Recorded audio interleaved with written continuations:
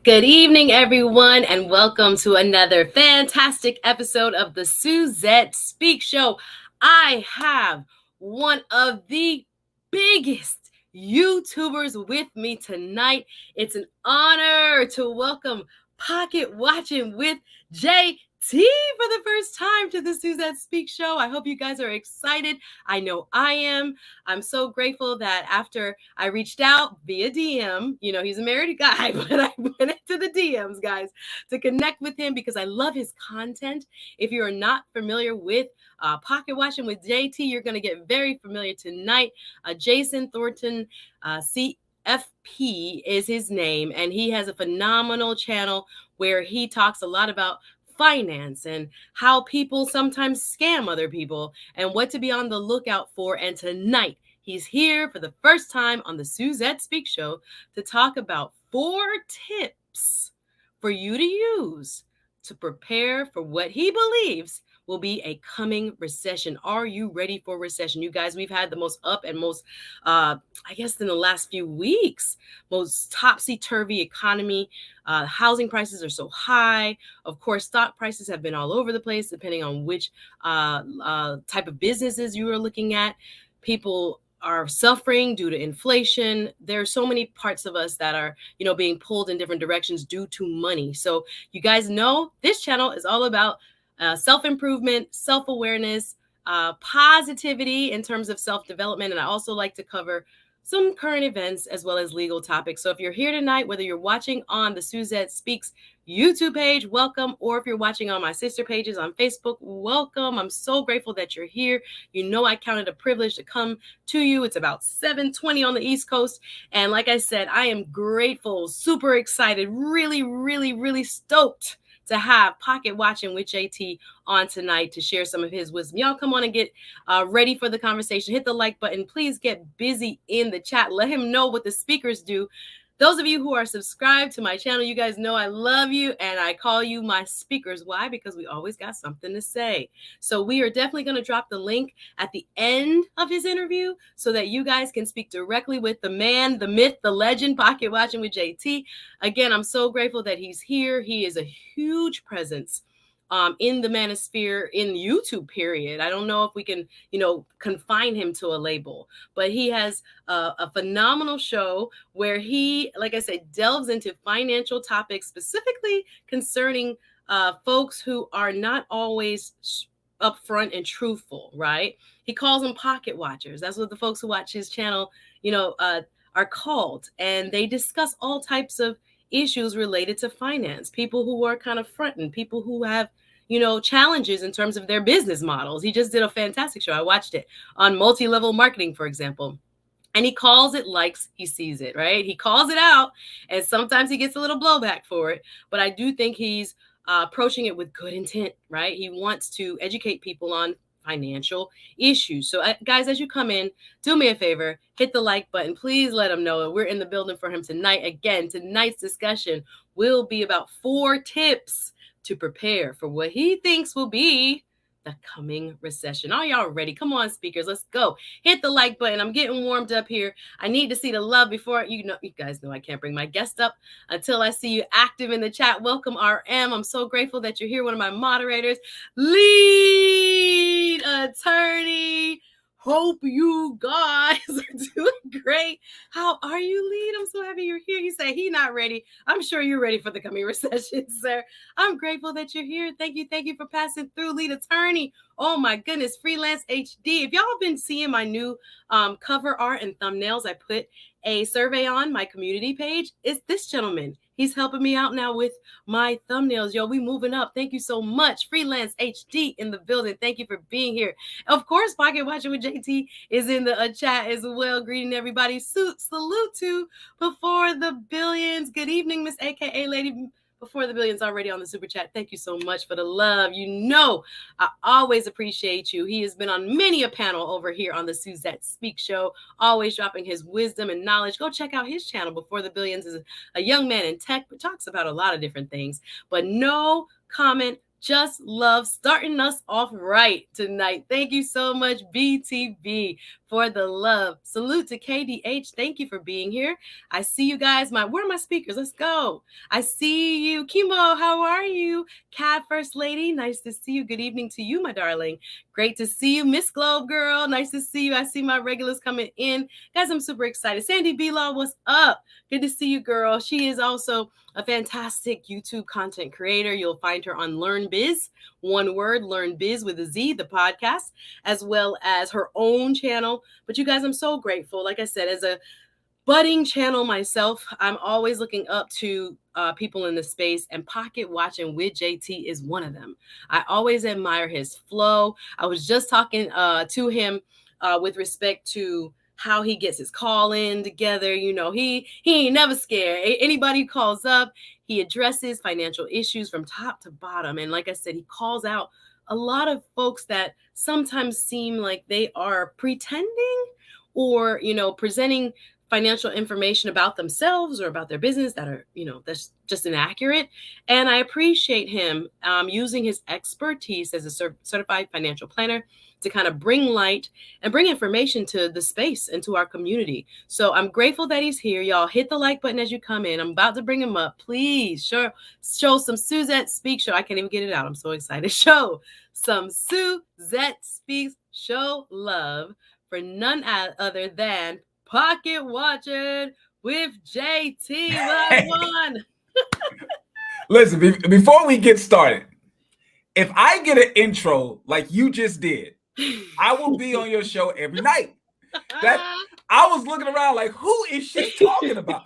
So listen, I'm ready. I'm excited. Thank you for the invite. Let's get going. I'm ready. I love it. I'm grateful. No, I'm really genuinely excited. When he said yes, you know, there's people in the space that, you know, sometimes act a little funny and be like, oh, I'll check out your channel. I'm like, check out my channel. Okay, thanks. But he wasn't like that, y'all. He was just like, sure, let's make it happen. So let's just celebrate the spirit of collaboration here tonight. Absolutely. And of course, like I said, he's definitely the big bro. I have to definitely put honor where honor is due. And you've been at this thing. Well, first of all, just let the folks know who you are, because I'm sure there are many of my speakers who have seen your show. But in case there are new people watching, please introduce yourself to the folks. And again, absolutely. Yes. I am Jasonthorne. I am a certified financial planner. I'm based out of the city of St. Louis, Missouri. And I've been on YouTube for a little over a year now. You know, my channel, I specialize, you know, it's a call-in financial talk show where I do the best I can to come up with ways to make something that is normally extremely boring. Finance is something that is normally extremely boring for people to understand.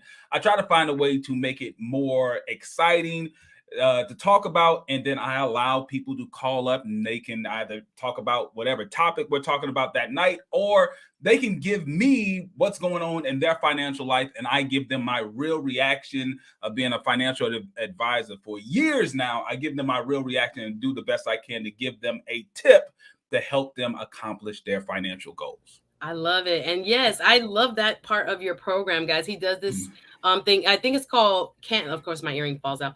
You do this thing called like, can I do that? Or how? Yeah, can I buy? And listen, a caller called up and they was like, you know what would be really cool if you would do a segment called Can I Buy It? So that people can call up, and if they have this idea of something that they want to buy, they can run it past you. You can run the numbers, and you can give your recommendation on should they buy this thing, or do they need to save up for it, or is this something that they shouldn't incorporate in their life whatsoever. Right. Exactly. So it's been pretty successful. It's very, I love it, because they talk about, you know, I earned this much, I've saved this much, I want to go on, say, like a vacation for 2 weeks. Can I buy that? And he gives a straight answer, like from a financial planner's point of view. It's really interesting. And I find it very eye-opening. And for all of us who are trying to do better with our money, help us God. We're looking at people like Pocket Watching with JT for, you know, good inspiration. And sometimes, like I said, it depends on your specific situation. I love to say that as an attorney as well, JT, but I'm always big on but take what you can from the conversation and then apply it, or go seek more information, which is fantastic. Before the Billions is being awfully generous tonight. He says, shout out to JT for the number one again on the super chat, and then put another one in there. Thank you, BTV. Say by my grace. I love it.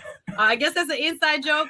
Yeah, so I said that one time. A caller, so someone called up and they were getting a little spicy during when we were speaking, and I had to explain to them like, you're on my platform by my grace. like, don't give me the attitude. I let you Exactly. up here by my grace. And before the billions, he chopped that up, turned it into a sound bite. He damn near owns it at this point, the by my grace little thing. But yeah, so Oh, shout I knew it shout was outs a to joke. before the billions. Yes, because I've seen it over there and I'm like, okay, I don't know what this joke is, but I know it's a joke going on over here. But that's what it's from. By my grace, BTB in the building representing for both pocket watchers and speakers tonight. Thank you, BTB. Appreciate your generosity. So, I mean, where do we begin? So, you have only been YouTubing a year, and Yeah, sir, you have grown so about a much. year. Yeah. Wow. So like I said, I'm a certified financial planner. Most of my work I deal with is, either representing clients in financial situations or giving them advice. And normally what happens is we live in an age of social media, right? And no matter how much I went to school, how much, certifications or licenses I get, I can give a client a financial plan. I can give a client, rules and things that they need to do to accomplish their financial goals. But they're going to be on their phone and they're going to see something on TikTok, something on Instagram where they're going to present it to me and say, "Hey JT, can I do this? Can I add this to my financial plan? This new tax tip that I saw on TikTok or this investing thing that I saw on Instagram, can I do this?" Right. And I would have to look at it because they would DM it to me or whatever. I'd look at it and I'd be like, "No, you can't do this. Either you can't do this because it's probably borderline illegal to do, or you can't do this because it's not in line with what your financial goals are." And at Mm. some point about a year ago, it hit me. I said, "You know what? I should start a YouTube channel where I'm doing these reactions and I'm giving my views on different things within social media that are financial tips that other people can enjoy. And also, I don't have to do it 100 times. Because if one client would send me something, okay, I'd explain it to them. But then another client would send me the same thing. Then I'd explain it to them. And then I was Right. like, if I just do it on YouTube, I could just send them the link. I never thought it would grow this big. I didn't Wow. think it would grow this big this fast. I'm thinking that maybe a couple of people outside of the clients that I would send the link to might watch. But, I've been But look blessed. where we are. Are you kidding me? Right. People love your show. I think it has a lot to do not only with the great information, but your personality, your charisma. You are funny. You guys, you got to Listen, check out his channel, y'all. Go subscribe because he's hilariously like to the point. Let's say it like that. I would say this, I thank God for low expectations. I'm funny for a financial advisor. You're I'm so not funny. funny for a comedian, but I'm somewhat funny for a financial advisor. And honestly, my personality isn't the easiest one to get along with. I can be Mm, somewhat abrasive, and I know this, and I to the point. understand Yes. this. To the point. Yes. So to witness it online or whatever, that's great. But in person, it's not all that it's cracked up to be. I love it, but it works on Yeah. YouTube. So whatever Right. you're doing, keep it going. Yeah. Kia, I hope I'm saying it right. Hall says, I love this collab already. Miss AKA Lady says, first time hearing JT. Super excited about the time. Well, I'm Awesome. glad. Yeah. We want to introduce him to as many people as possible. Yeah. Rosalind says, proud pocket watcher here from NYC. Represent. Nice. Thanks for coming over. I've seen her over here as well. She's a speaker and a pocket watcher. So Nice. thank you for being Nice. here. Learn Biz, the podcast says, appreciate JT for his content. You got fans over here, sir. That's I what's love up. it. And I see Needs Watches in the building. Needs Watches, by the way, will be my guest this Saturday. I have a great lineup. I try to go live I say Monday, Tuesday, but now Tuesday, Thursday, Saturday, at least 3 times a week. Needs Watches is coming Saturday, talking about the luxury brands as investment pieces. I don't know how you feel about that, but he'll be talking about that. And then next week, I have, oh my goodness, let me think. Tobias the Traveler is on Tuesday. We haven't decided on a topic yet, but after Memorial, I can't do Monday. It's Memorial Day in Miami, so after Memorial. And then Thursday, I'm thinking Frank Gooden is going to come through with some dating advice. And we have Uncle Stu coming up this month. We have so many people. Thank you so much Gents podcast, I think it's called oh my gosh, I can't think of his name, but I have so many like wonderful collabs coming up, and I've been kind of getting back to my roots in terms of just sitting down and chatting with people, which is what I really enjoy the most about YouTube. So we have your perspectives coming through tonight when it comes to our money and a possible recession, and I want to ask you about why you think this is likely, because there's been a lot of talk about interest rates changing and things like this. So tell me what you're seeing in our current financial climate. Well, first I got to start off with, most people don't understand that our economy, it's set up to go through cycles, right? It's like the same way that we go through seasons, right? There's a winter, there's a spring, there's a summer, there's a fall, then we get back to winter, right? People understand that.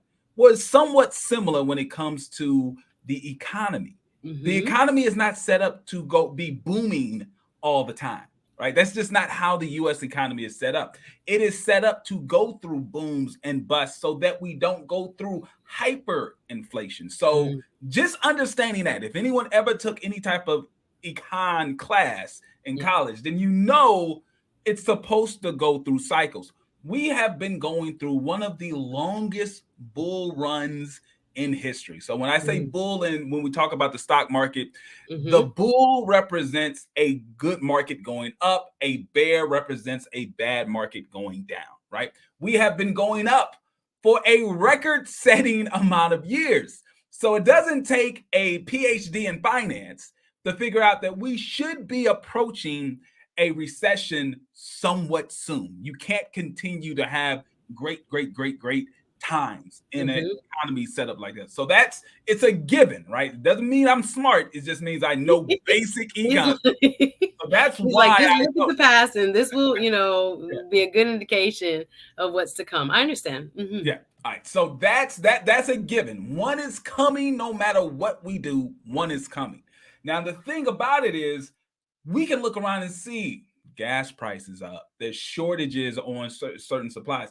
Even though there's jobs openings everywhere, everybody's complaining about not having enough money in certain situations. So you need to do these 4 things that we're going to talk about tonight to make sure that you are prepared for the recession that is absolutely coming. I can't give you an exact date, but it is absolutely coming. And when it comes, it's like overnight. It's just, wow, bam, it's here.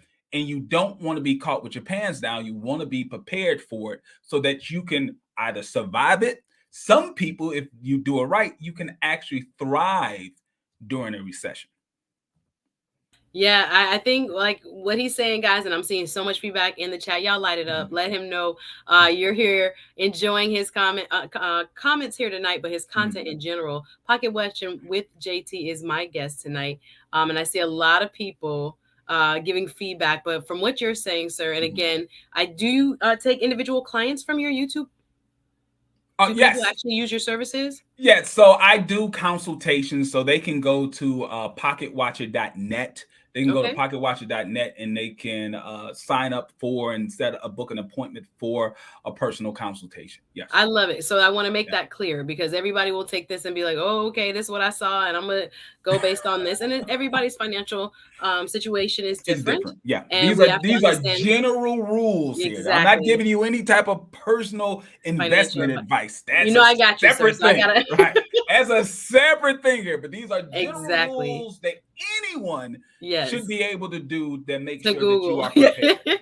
So I want to make that clear. So if you have a personal circumstance or a specific case in terms of your own personal finances, it's always great to speak directly to a financial planner like JT, so you can get a better assessment specific to your circumstances. So today we're just doing a conversational, informational purposes as far as what he's sharing. So I just want to make that clear.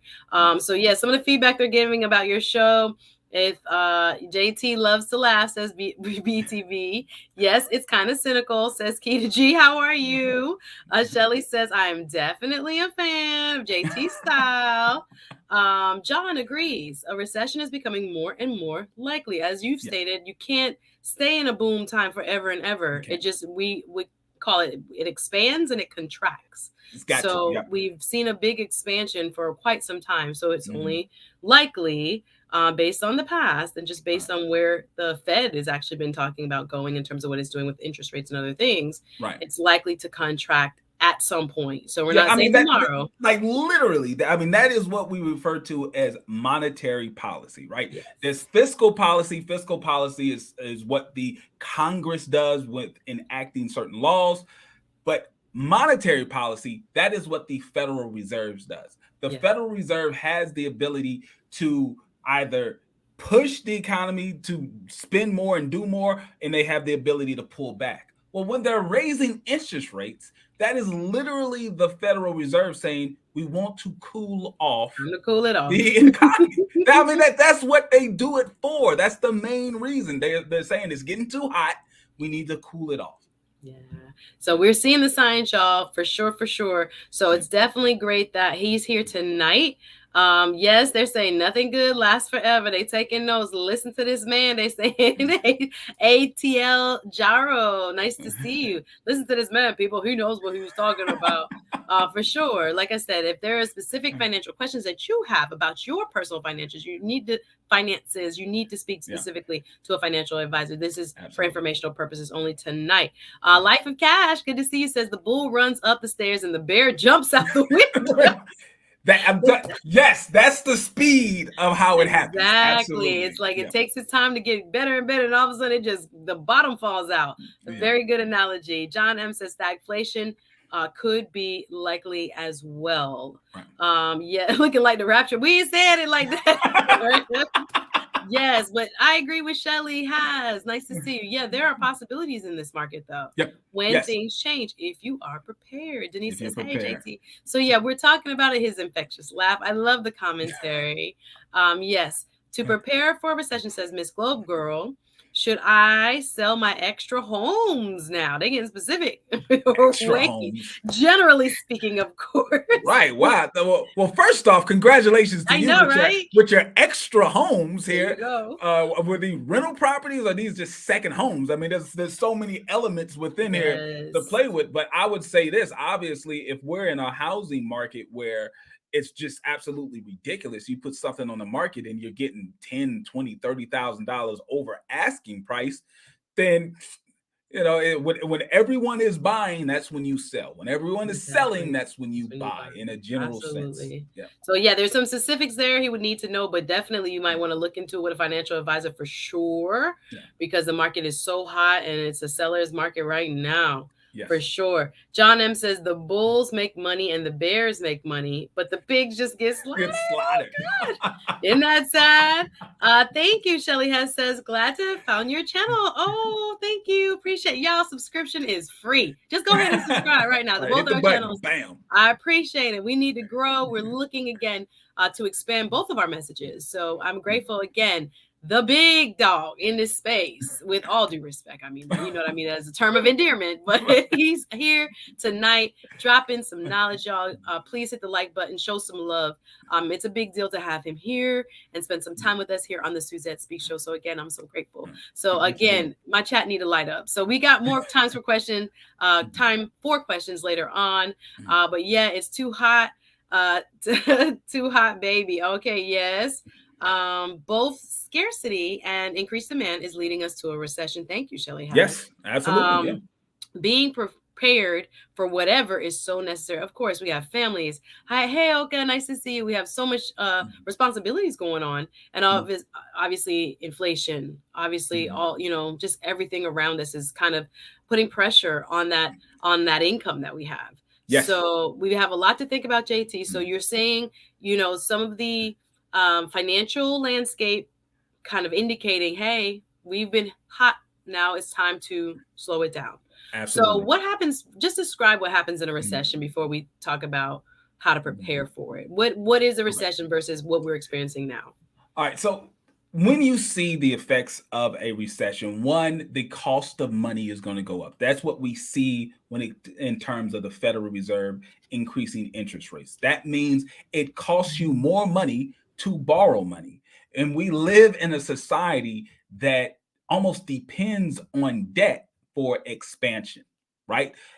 companies, when they get funded for certain things, even as individuals and small businesses, we rely on debt. And that's one of the things that, I really focus on with my channel. I try to help people get out of debt. I'm not a big believer in debt, right? I would love it if people really make a concerned effort to try to get out of debt. But we do live in a economy where debt is how we help to expand, either personally or through a business. So during a recession, the cost of money is higher. So that means less people are willing to take a risk to take on debt to expand.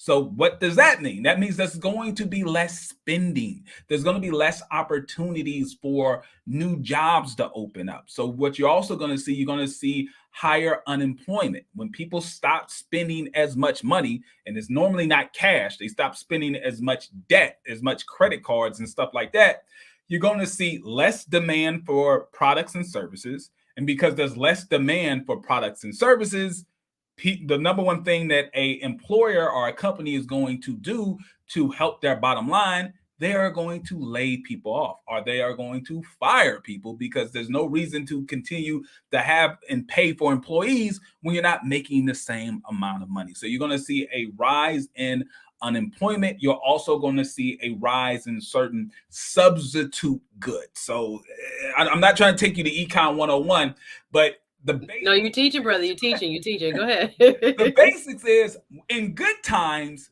people have a taste for the luxury items, right? When it's good times, like needs watches, like how we're gonna talk about luxury watches on Saturday. Yes. All right. In good times, you may take your date to Red Lobster's or Ruth Chris. In bad times, she may go to Burger King. Right? The Red Lobster, take that off the list, JT. We ain't with the Red Lobster, even though I like the Cheddar Bay biscuits. We done moved up. We're not going to the Red Lobster. So, however, not knocking it if that's what you can afford, but it pays. In a recession, you're going to see a higher demand for substitute goods and services. So luxury brands and luxury items are not going to get the same amount of cash flow. Right. Because people don't have it. You're going to see more people spending on the things that are less expensive. So those type of items may see a growth in the cash flow, but the luxury items won't see that same growth. They actually probably will experience a decline. So you're going to be in a situation where less jobs, the cost of things are going to be down, right? Because the demand is going to be down. But it's only a good situation for people who have cash, because you're not going to be willing to take on debt, because the cost of debt is more, and the qualifications to get that debt is going to be higher. So when you mix all those things together, you're going to see a slowing of the economy. You're going to see less demand for goods and services. More people are going to be laid off, and this is a time where you have to make sure you're preparing yourself for that type of situation. Oh, this is kind of a bleak picture, but it's a reality check, folks. Talk about red pill. This is definitely the red pill when it comes to finances and the economy and the market. A lot of what we've been seeing, especially during the pandemic, is the government has been kind of pumping cash into our hands as individuals. The child tax credit, people with kids was getting like $600 per kid. I was like, okay, for us who don't have children, what am I doing? And okay, I'm gonna vent a little bit. Can we get some fairness across the board, USA? But okay, fine. And then people who were laid off when it came to unemployment benefits for that pandemic. I mean, it inadvertently kind of caused inflation, where all this money was in our hands. It's having too heavy of a hand. That's what happened with the government. Their hand was too heavy. They did these things to try to keep a recession from coming, but it was too heavy. It was too much. And because the average person is financially illiterate. Let's just be real. I'm not talking about the Black community. I'm talking about any community. The average person is financially illiterate. They're not going to make the wisest move with their money, right? So the Certified Financial Planning Board, they spend a lot of money and a lot of research when it comes to the psychology behind the use of money. And these are things that we have to study. If we were robots, the economy would be flatlined.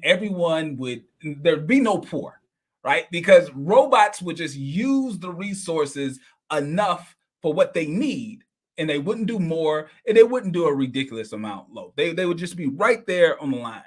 But we're human beings, and human beings do not spend money logically. We Or spend as they say, money rationally. We don't right. spend money rationally at all. No, that's true. We do it based off emotion, right? Absolutely. There's a lot of emotional spending when it comes with the way that we use our money. And when you put that into play, you realize, like, hold on, if we could just kind of tweak the ways that we currently spend our money, you would probably be fine. But there's so many social pressures of you trying to portray this luxury lifestyle that you have, right? That, you got to have a timeline on Instagram that makes it look like you're almost a R&B superstar. Ooh, with the things that you buy, where you go out to eat, the clothes, your personal photo shoots just to go to the office. Like, it's ridiculous, the pressures that we put on ourselves to try to put up this front of a perfect life. Right. And I'm sure you have clients in your practice, and I know I've got clients in my practice who are in the sports and entertainment world. Their lives are not perfect. No. Their lives, a lot of time, is boring, things that you wouldn't expect.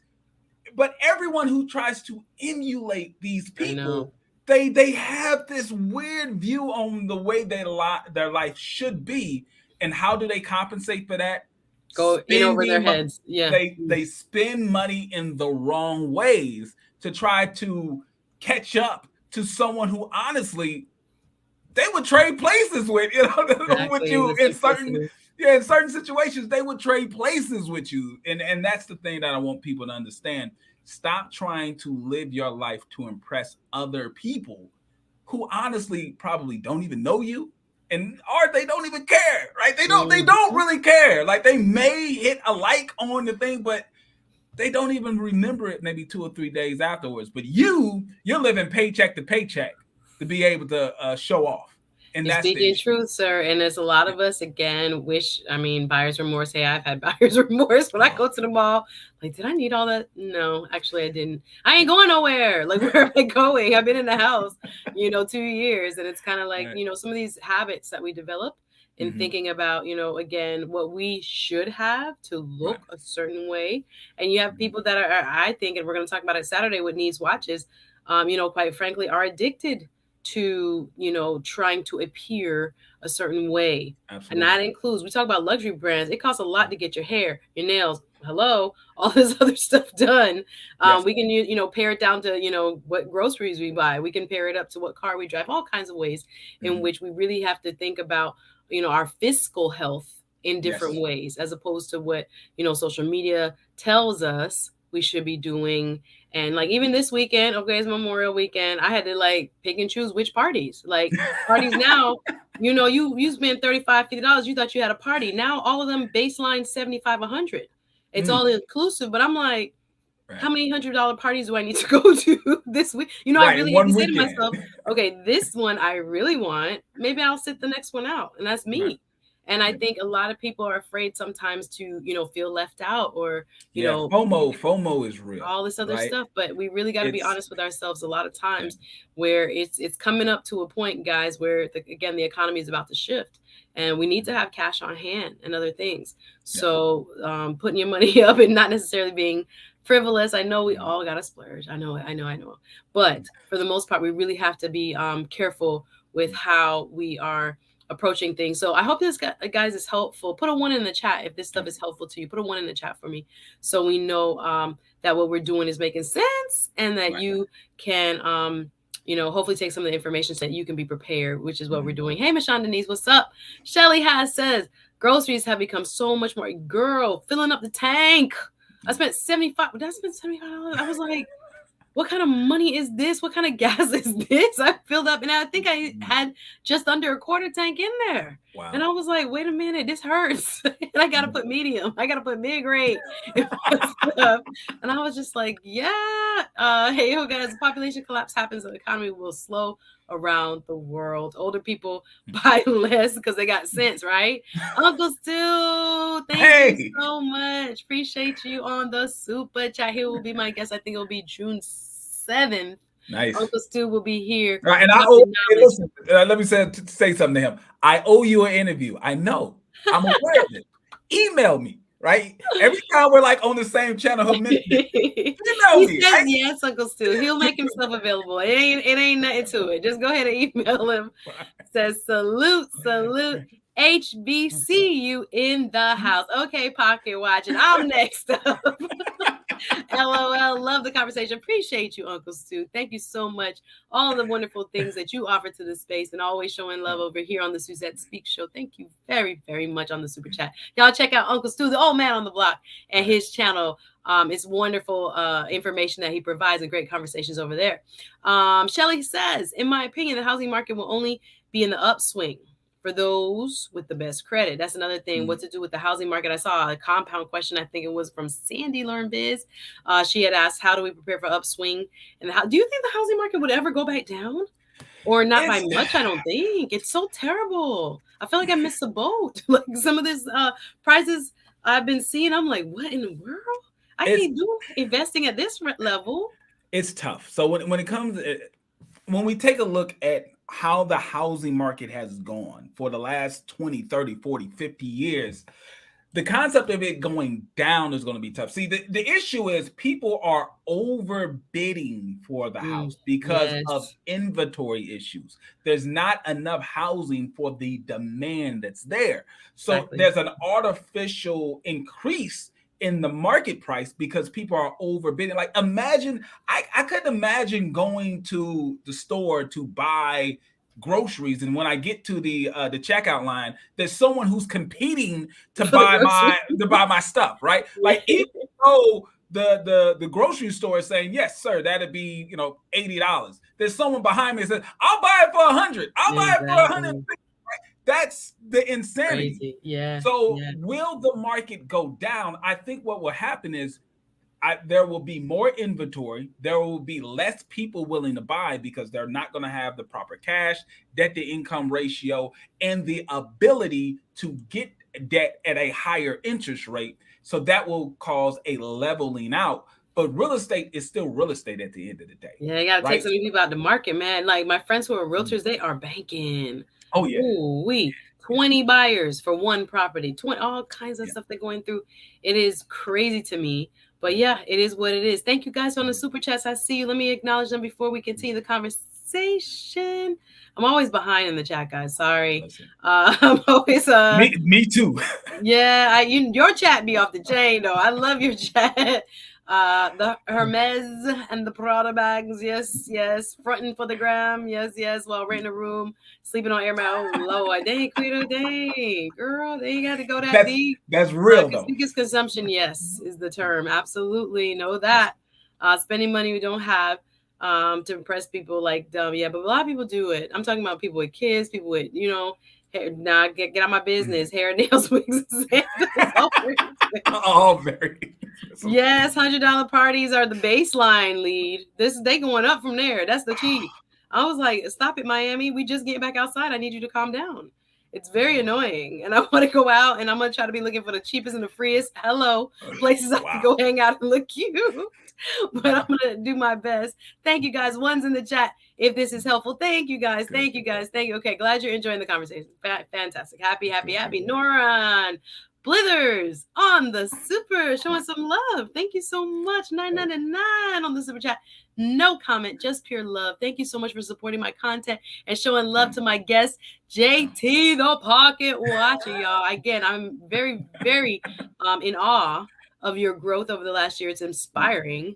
And I'm grateful, brother, that you said yes to coming over and dropping some knowledge tonight.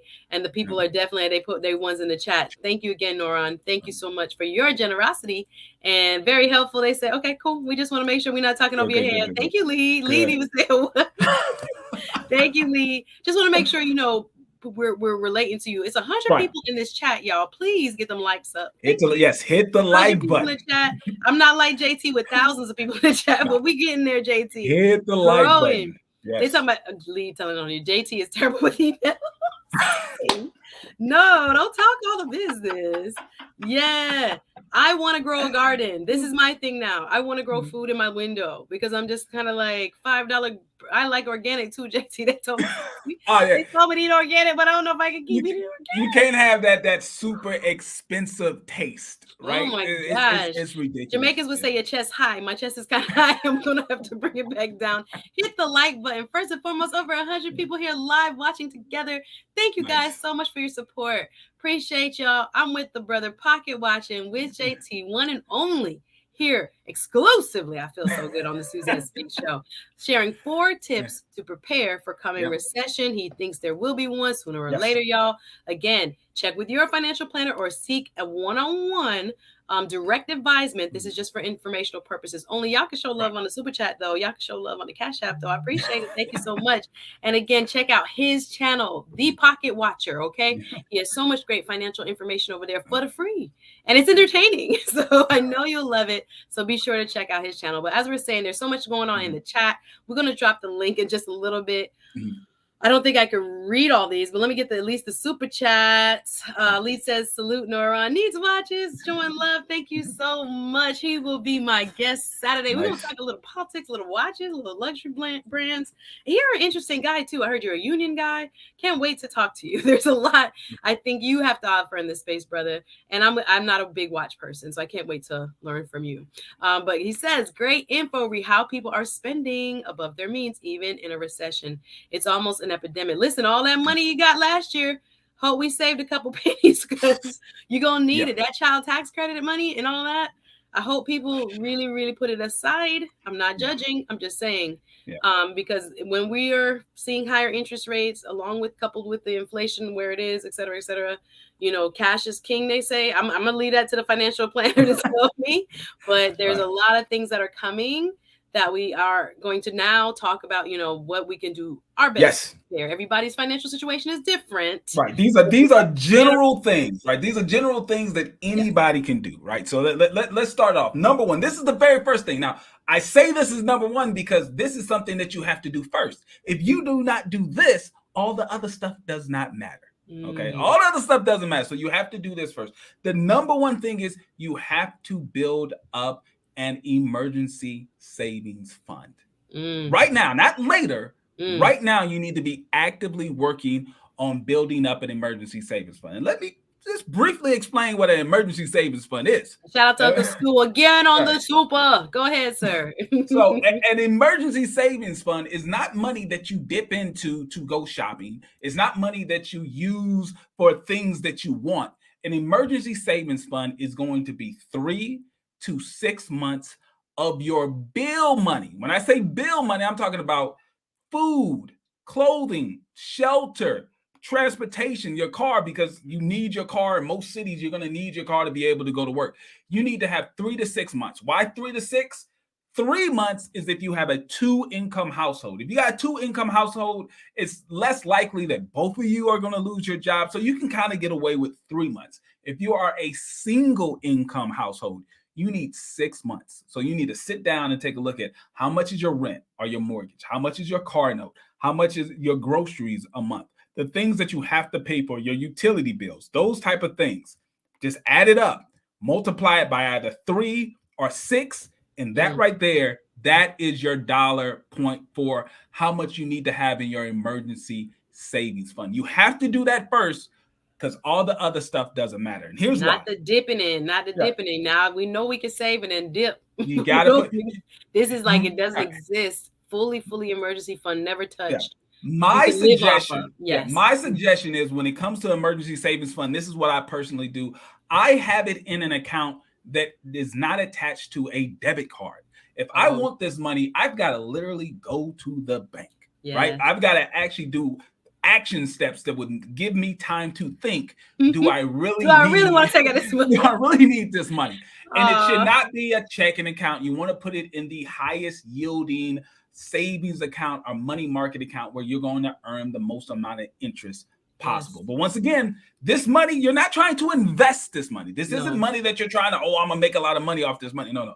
This is for an emergency, meaning maybe you don't have, right, you lose your job, or maybe there's an unexpected medical bill or something that you have to pay for.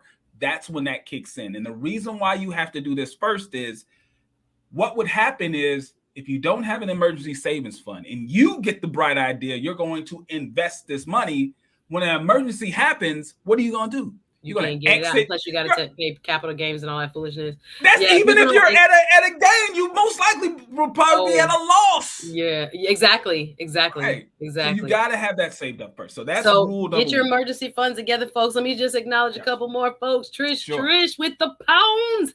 UK in the building. Big up all my Londoners and all those Birmingham, all of them, Brixton, wherever you're watching from. Shout out to Trish with the pounds for the brilliant collab. Two of my fave YouTubers. Thank you, sis. Appreciate you. Mosaic with TJ Randolph. How are you, sis? Another fantastic content creator showing some love with the super sticker. Appreciate you. Get the likes up, y'all. Thank you so much. Appreciate y'all being here and for supporting the stream. Thank you. Let me get a couple more before he continues. Whoa, Rose, thank you. I don't think the housing inventory is going to increase too much because major corporations are buying up these homes. Rose is in real estate. Rose Thompson Real Estate. Okay, she knows what she's talking about, y'all. Rose. Homes being built right now are mostly rentals. Great insight. So it's gonna stay up there for a while. I don't think you're saying inventory will even catch up with the demand. I hear you. Everybody is looking for a home. Thank you, Rose, and appreciate you being here, sis, and for your generous donation tonight. Miss Globe Girl on the super chat. Thank you. No comment, pure love, as TLA would say. Always here, a wonderful speaker, always busy in my chat, letting us know how she feels and showing love tonight. Thank you so very much for your donation. So we got rule number 1 or tip number 1. Y'all go ahead. What is it? Emergency fund. Emergency savings fund. You have to build up that emergency savings fund. That should be your number 1 goal. Then after you do that, rule number 2, the number 2 thing that you need to be looking towards is paying down debt. Now, you're not going to be paying down debt with your emergency savings fund. That still needs to be where it is. I'm saying the amount of money, like if you looked at your budget, you've got an extra $200, $300 or whatever. Originally, you were using that to build up your emergency savings fund. Now that your emergency savings fund is built up, you still have a budget. I'm assuming you still have a budget where you have a few extra $100 or maybe $1,000 left over at the end of each month. Now, instead of adding to your emergency savings fund because you already got it built up to 3 to 6 months, now you start to take that money and you pay down your debt. Okay, you got to pay down your debt because when a recession hits, you don't want to be put in a situation where you're trying to figure out, okay, should I continue to pay down debt or should I pay for the essentials? 9 times out of 10, you're going to probably pay for the essentials and you'll just say, forget it, I'll catch up with the debt later. And what's going to happen? You're going to destroy your credit score. You're going to get deeper and deeper in debt. And you're going to put yourself in a situation when we're getting out of the recession, you won't have the ability to take advantage of a upward economy because now you're having to deal with all the debt that you built up during the recession. So right now, after you build up your emergency savings fund, you need to be focused on paying down debt. Ooh, okay. I got a question about the student loans. Now they said it was going to forgive some of them. Does that include student loan debt? I'm still waiting on my 50,000, Biden. I'm still waiting on my 50,000. Is that a hoop dream? Again, shout out to Rose Thompson Real Estate again on the super chat. Thank you so much, and Miss Globe Girl. So what now? I get this question a lot when it comes to the student loan. So can we wait it out, JT? This is my modified answer to that. For those of you out there who are, crossing your fingers and waiting for your Biden bucks to pay for your student loan debt. Okay. For those of you, then maybe you put that on the bottom of the list of the debt that you need to pay off. Because normally your student loan debt is not going to be the highest interest debt that you have. Right. It's going to be a lower interest debt. Hopefully, we take out them high interest private loans. But yes, hopefully. Please, yeah. So most likely, if you got credit card debt, that's going to be the highest interest. I would say you need to attack that first. Now, there's two general methods of how you want to attack your debt. There is the mathematically correct answer. The question that I would get on the CFP exam is, you're going to want to pay down the debt that has the highest interest rate first. If you do it that way, you're ultimately going to save yourself the most money. You just, list all your debts. You take a look and see which one has the highest interest rate. You pay off the one with the highest interest rate first. If you do it that way, you save the most money. That is the mathematically correct answer.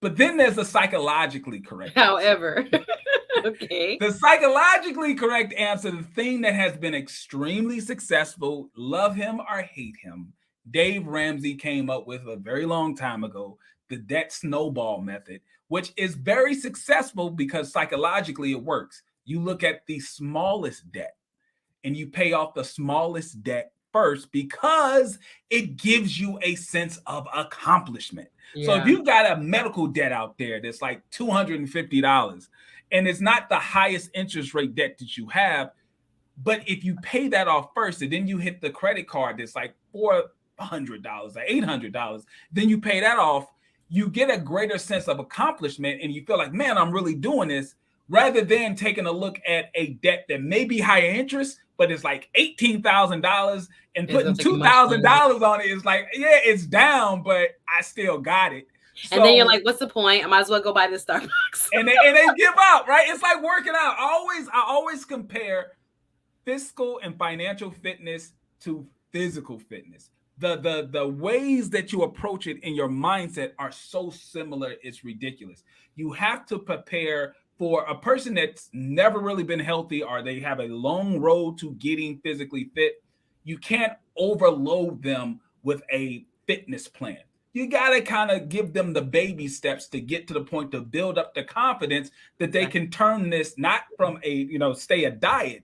You want it to be a lifestyle change. It's the same thing with having a financial plan. This isn't something that you should just be doing right now. Your financial plan should be your lifestyle. And you have to have certain steps and rewards. Plan it. Yeah, a lot of us are kind of walking in the dark. Many of us may be intimidated by this whole concept of, where do I want to be financially speaking, 3 years, 5 years, 10 years, whatever it is. But it's something that can be done, especially when you get help, if you need it, especially when you get services like that of JT's, of a financial certified. Let's get it, because he's done shows on people that's pretending to be financial planners. We ain't going there tonight, but it's real. Right. We don't want to get duped into people that I can help you with your money. You have no qualifications whatsoever to be doing it and don't know what you're doing. So you got to be careful even when you select someone, guys, but it's important to get help from certified financial planners like JT. LaRoche says, OT, appreciate JT for holding his own against the goon. We ain't bringing up that stuff here. It's the real. He's a real one. They ran up on you, JT. I know I seen the video, but I ain't going there tonight. Nah. I was like, what is this YouTube confrontation? Like, what is this? You guys go over, watch it on this channel. I'm not going in there. I'm not a part of it. That's grown man stuff. So, but one love, Suzette. Thank you for love tonight. Appreciate you giving me so generously. Thank you, Al. But he wants to show love for both of us. I appreciate you right now. Yes, Queen, we need a rich man like yesterday. What happened to the love, y'all? We just did a show on hypergamy through Tuesday with DLC. Fantastic show. 1,000 views in in a day. Nice. I didn't know people were still so concerned about it. I was concerned that people weren't going to be interested in it. Turns out people are still into hypergamy and understanding it and marrying up in social class and all that, for those who don't know what it means. But it was very interesting, and shout out to DLC. Did a great job in the conversation. Like 9 people came up giving their feedback. So it was very good. Go watch the show, guys, and hit the like button as you come in. I'm so excited. Pocket watching with JT here, telling us what we need to do to prepare for the coming recession. Echo box. So Sandy on the super chat, thank you, showing love, says we got a lot of folks spending that emergency fund in Miami this week. Why are you telling on us? Listen, we had a game plan. We had the game. We're like, listen, we can't go to everything.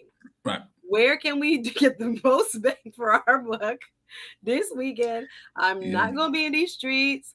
playing games with y'all. Hey, unless we got some sponsors out here, we not going everything. I'm not gonna tell it all, ladies. I'm not gonna tell it all. But we planned it. We're like, no. Friday night, something cheap. Saturday night, okay, we can go up a little bit. Sunday, okay, boom. Monday, we're looking for a free barbecue, but it is what it is. I'm still gonna have the same fun. It's about the people, the atmosphere. But you don't have to go to the most expensive club and spend up your little emergency fund in Miami this weekend. Yahoo coming down here. And the thing about that is the pressure too. Like people don't really think about it. If I'm spending $100 on an event, my mindset is different. Like, this better be the best party ever. Like, I put so much pressure on it, and I'm almost always disappointed because it doesn't live up to it. If you put a dollar value like that, it's like, it's got to be perfect. Yeah, a fun barbecue that you just, you're bringing a plate or something like that. You're probably gonna have more fun. You're probably gonna have more fun doing that. Is just stop trying to buy your way into happiness. Yes. There's so many opportunities where you can have fun. You can go out and live your best life, and you don't have to go into debt. Don't actually go to live. Just go live the club. Sorry, but yes, Sandy B is my also one of my favorite YouTubers. Miami girl as well, lady lawyer as well. Much love. Thank you for showing love today. But she knows what time it is this weekend. That's just the cover, JT. That's not the outfit. That's not the preparation. Right. Okay, the pregame and all this. Like the 100 is just the base. All the extras, people don't really think about it. So yeah, I'm telling you, I'm trying to have fun and be outside with discretion this weekend, my darn self. Trust me. So yeah, this is a true statement. Y'all get the likes up. Appreciate JT coming over. Yes, Miss AKA Lady says, get a saving account that you don't have access to. 100%. That's smart. Don't connect it with the debit. Absolutely. Lead attorney talking about my emergency savings fund went to zero when Tesla dropped below 700. Because that wasn't an emergency savings fund. That was an investment, and you were invested in the stock market with that. I know, right? That's not what he said, Lee. But thank you. Is there another stimulus you think coming? Interesting question, Kimo. Oh my God! I mean, there's really no telling. I mean, honestly, the way things are going, I got a feeling like the Republicans might win this midterm, midterm election to the point where they might swing Congress in a way where there's no telling. I don't know. I doubt it, and it's not going to look the same way that it looked before. So I would not be banking on it. I can say this: I would not be banking on it. I will act as if it's not coming. And if it does come, I'm just going to add that to my emergency savings fund. This is not money that I plan on spending. Yes. Shout out Denzel. Long time no see, my brother. Good to see you. Glad you were here. Let me see. Let me get a couple more comments. Thank y'all for showing the love on the super chats. Really, really, really appreciate it. Thank you for showing love. Get the likes up though. I want this to get 200 likes if we can before we get off today. But I'm gonna give the floor back to Mr. JT himself. Y'all check out his channel. His website is in the description as well. If you want personal advising specific to your situation, you can always call and get a consult. Again, tonight is just informational discussion purposes only. So again, 4 tips to prepare for what he believes will be coming recession. So we know, get your emergency fund right, for real. Don't touch it. Don't put it in Tesla stock. Do other things. Make sure it's accessible. Hopefully maybe growing a little, but it's there for an emergency. Yes. Okay. And then the second one was pay down debt. Pay down the debt. That's where it goes to pay down the debt. Yes. Start working on that. Don't, fingers crossed on my student loans. Okay, fine. But pay down the debt. Pay down the debt. Start with possibly smallest first, because you'll feel better once you start. You'll probably get a greater sense of accomplishment. Yes. If you just start. Yeah, we're doing work over here. Okay, so what else should we be doing to prepare? All right, here's number 3. Number 3 is going to be something that most people may not be prepared to do, but here we go. Do not exit the market. Do not pull your money. Do not act like all the other people who are going to be running from your investments and exiting your investments. Now, remember, you've already got an emergency savings fund. That's why I said that's number 1. If you don't have an emergency savings fund and you've got $20,000 in the market and it's dropped down to 15 or 18, you're probably going to exit the market because you have nothing to live off on. But if you did 1 and you did 2, then number 3 is important. Do not get spooked on short-term downs in the market. If you are a real investor, right? You're not a day trader, you're not speculating, you are a real investor, then that means you are in it for the long term. You're going to be in the market until you probably retire. We're talking about 20, 30, 40 years for most of y'all out there. Now, I got something else. I'll give advice for people who are nearing retirement. But right now, this part of number 3 is for people who are within my age range or even younger, right? You've got years before you retire. Don't get spooked because you see your 401k is dipped down. Who cares? You're not going to use that 401k money for the next 20, 30 years. It doesn't matter if it dips down for the next 2 or 3 years. I can bet you money that when you get to 59 and a half or 60, it's going to be higher than it is right now. As long as you're in something that's sensible, index funds and stuff like that, it's going to be higher. So do not get spooked and exit the market or liquidate your investment accounts and your retirement accounts because of a short-term downturn in the market, because that is going to be a huge, huge setback for you in the long term. So that's for people who are not nearing retirement. You're not close to retirement. Now, right. For those of you who are close to retirement. Define close. Close to retirement, you're talking about 5 to 8 years. You're within like a 5 to 8 year window of when you want to retire. Number one, you need to have a conversation with a certified financial planner in your area as soon as possible. This is just basic stuff. You need to. But what you need to do, I still don't think you need to exit the market, but what you're probably going to do, and what a conversation with a CFP is going to tell you, they're going to rebalance your account, right? Right now, you're probably still in investments that are geared towards growth, which is great when you're young.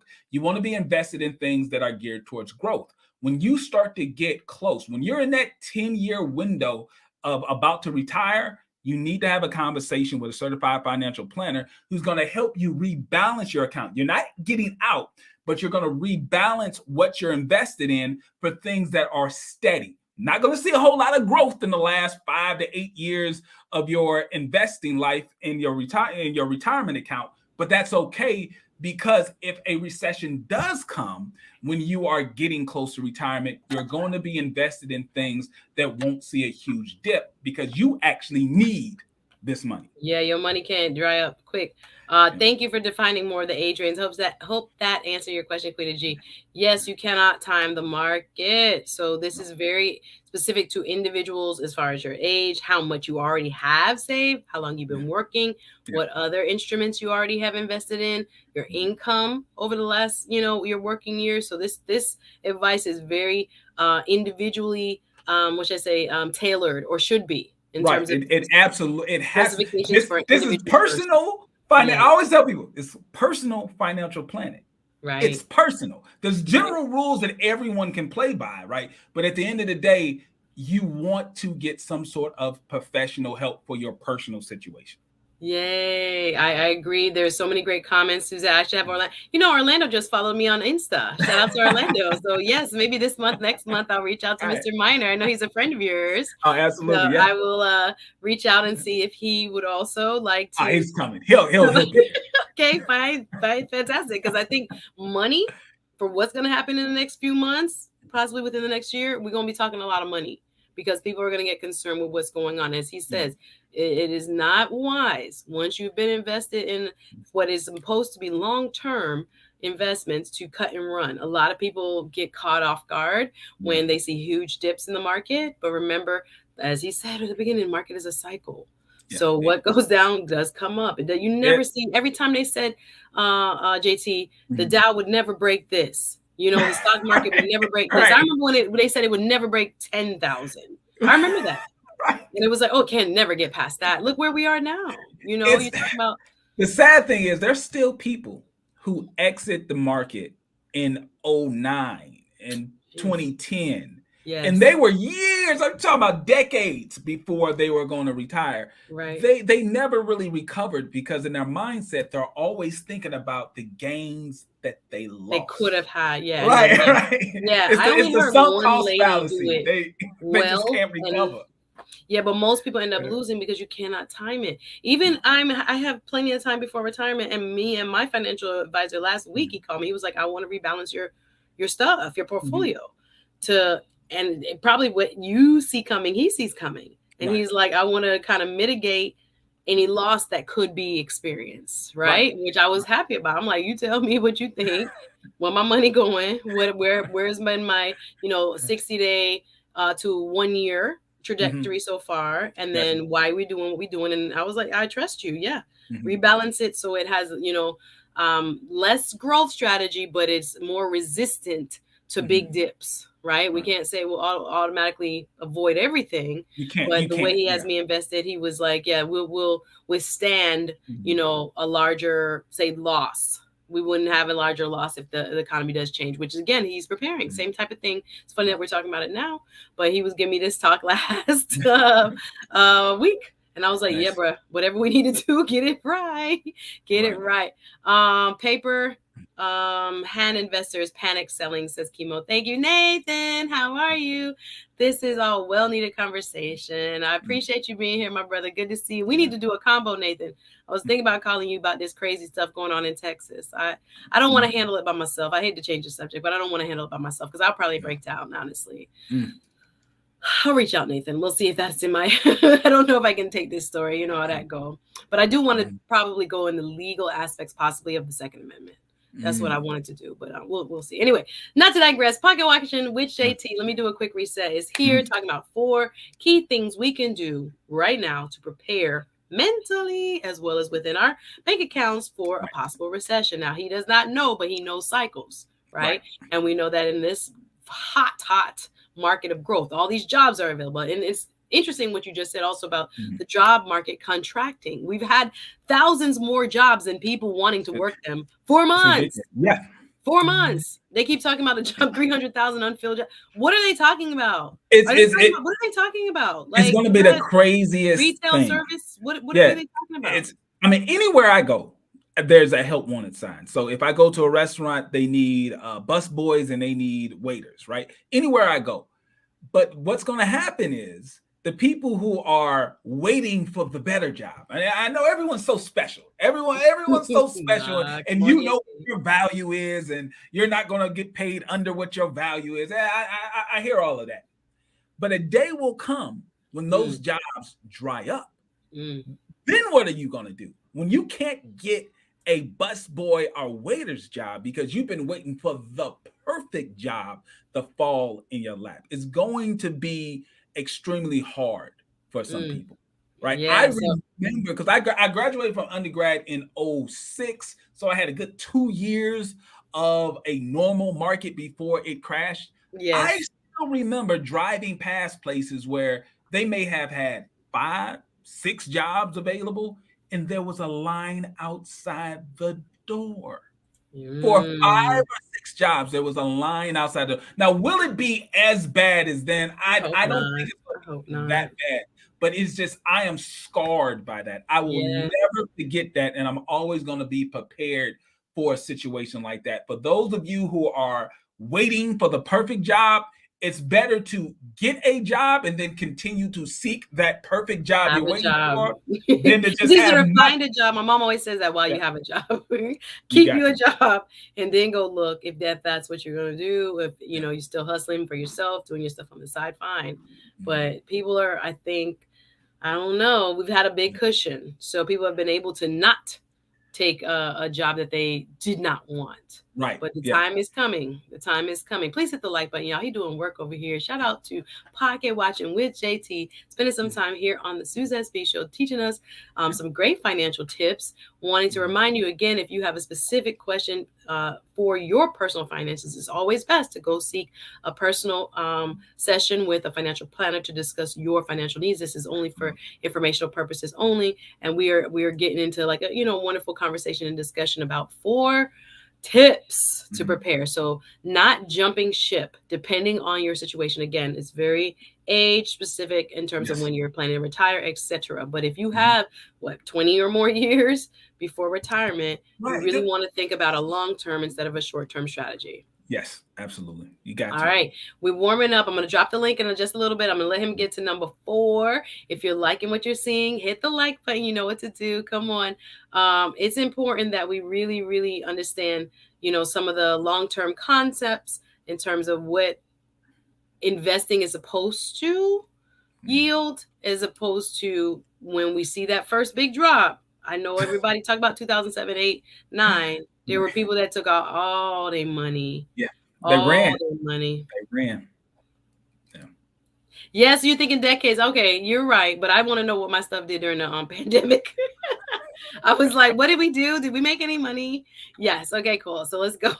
But yes, moderate investments is what I've switched over to. Hey, Val, nice to see you. Come through. Nice to have you here. And thank you to everybody. Jill's the Chocolate Boutique says, hey, Suzette and JT. Nice to see you, sis.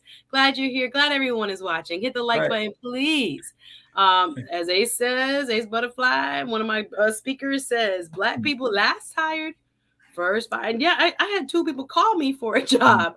I was like, dang, they must really need people. Right. Y'all calling me for a job. I haven't taught at this one school in a while. I was like, hi, hello. Right. Well, they want to know if you want to teach. No, I'm good. I YouTube now. I can't do night classes. But no, I was so surprised. But it showed me. I was like, dang, they calling people to get them back, but that might not be unsolicited, right? Right. For now. Yes, and Miss AKA Lady said you got to stay healthy, have a savings, grow some food, hallelujah, and be self-sufficient in as many ways as possible. I'm not mad at the grow. I've been thinking about my little windowsill herb garden and beyond, my tomatoes. A shout out to Queen G on the super. Thank you so much. Says much needed convo. Love your fake guru videos. JT don't have no chill. When he go after the fake guru, he's not going after. He's just showing the paperwork, right? And the receipts. That's what it is. It's not really go after. He's just like, this person says they're a guru, but however, their bankruptcy filings says this. Yes, this is real out here. So yeah, JT does some work over there. Hurt his feelings. But I watched when you did. Oh my gosh, with Anton, Ja Rasta fried rice. The Jamaicans saying is Ja Rastafari, and she talking about Ja Rasta fried rice. But listen, no judgment zone. He do that over there. Definitely, fake guru videos are definitely eye-opening to say the least. But thank you for the chat, the super chat, and the love tonight. And I see you so busy in the chat, letting us know your take on the financial circumstances people are pretty much going to see very soon. So great advice, and thank you everyone in the chat giving their advice. Thank you, Quita G, for sure.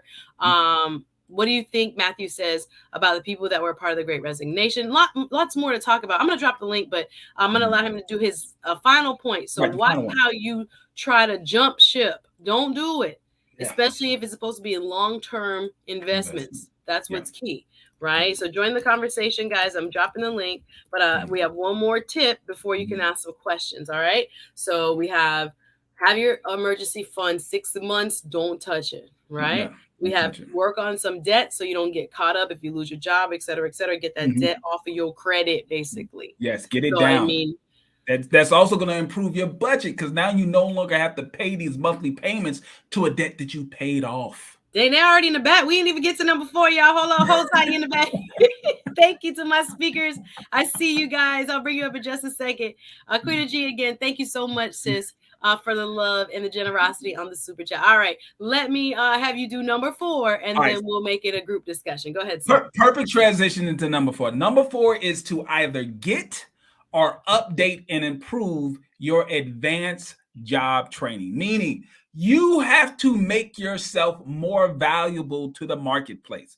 Doesn't matter if you're a W-2 employee or if you are self-employed. Try to find ways to make yourself more valuable, meaning if there's certain certifications that you can get to make yourself more valuable on the job or being self-employed, this is going to help you out because workers, I know, when you're Black, you're last hired and first fired, but if you have advanced job skills, you're going to be more likely the last fired, right? Or the first hired when you have advanced job skills because you're more desirable, right? So you want to either get or update and make sure you are continuing to improve your advanced job skills. And it doesn't have to be expensive.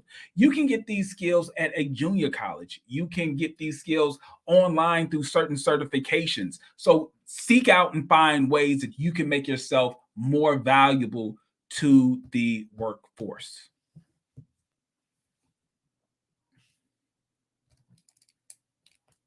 All right, I can tap dance a little bit. No, that's good. That's good info. You know, I have to take a quick break. You know how right, listen, I've got to hold myself because I can talk forever.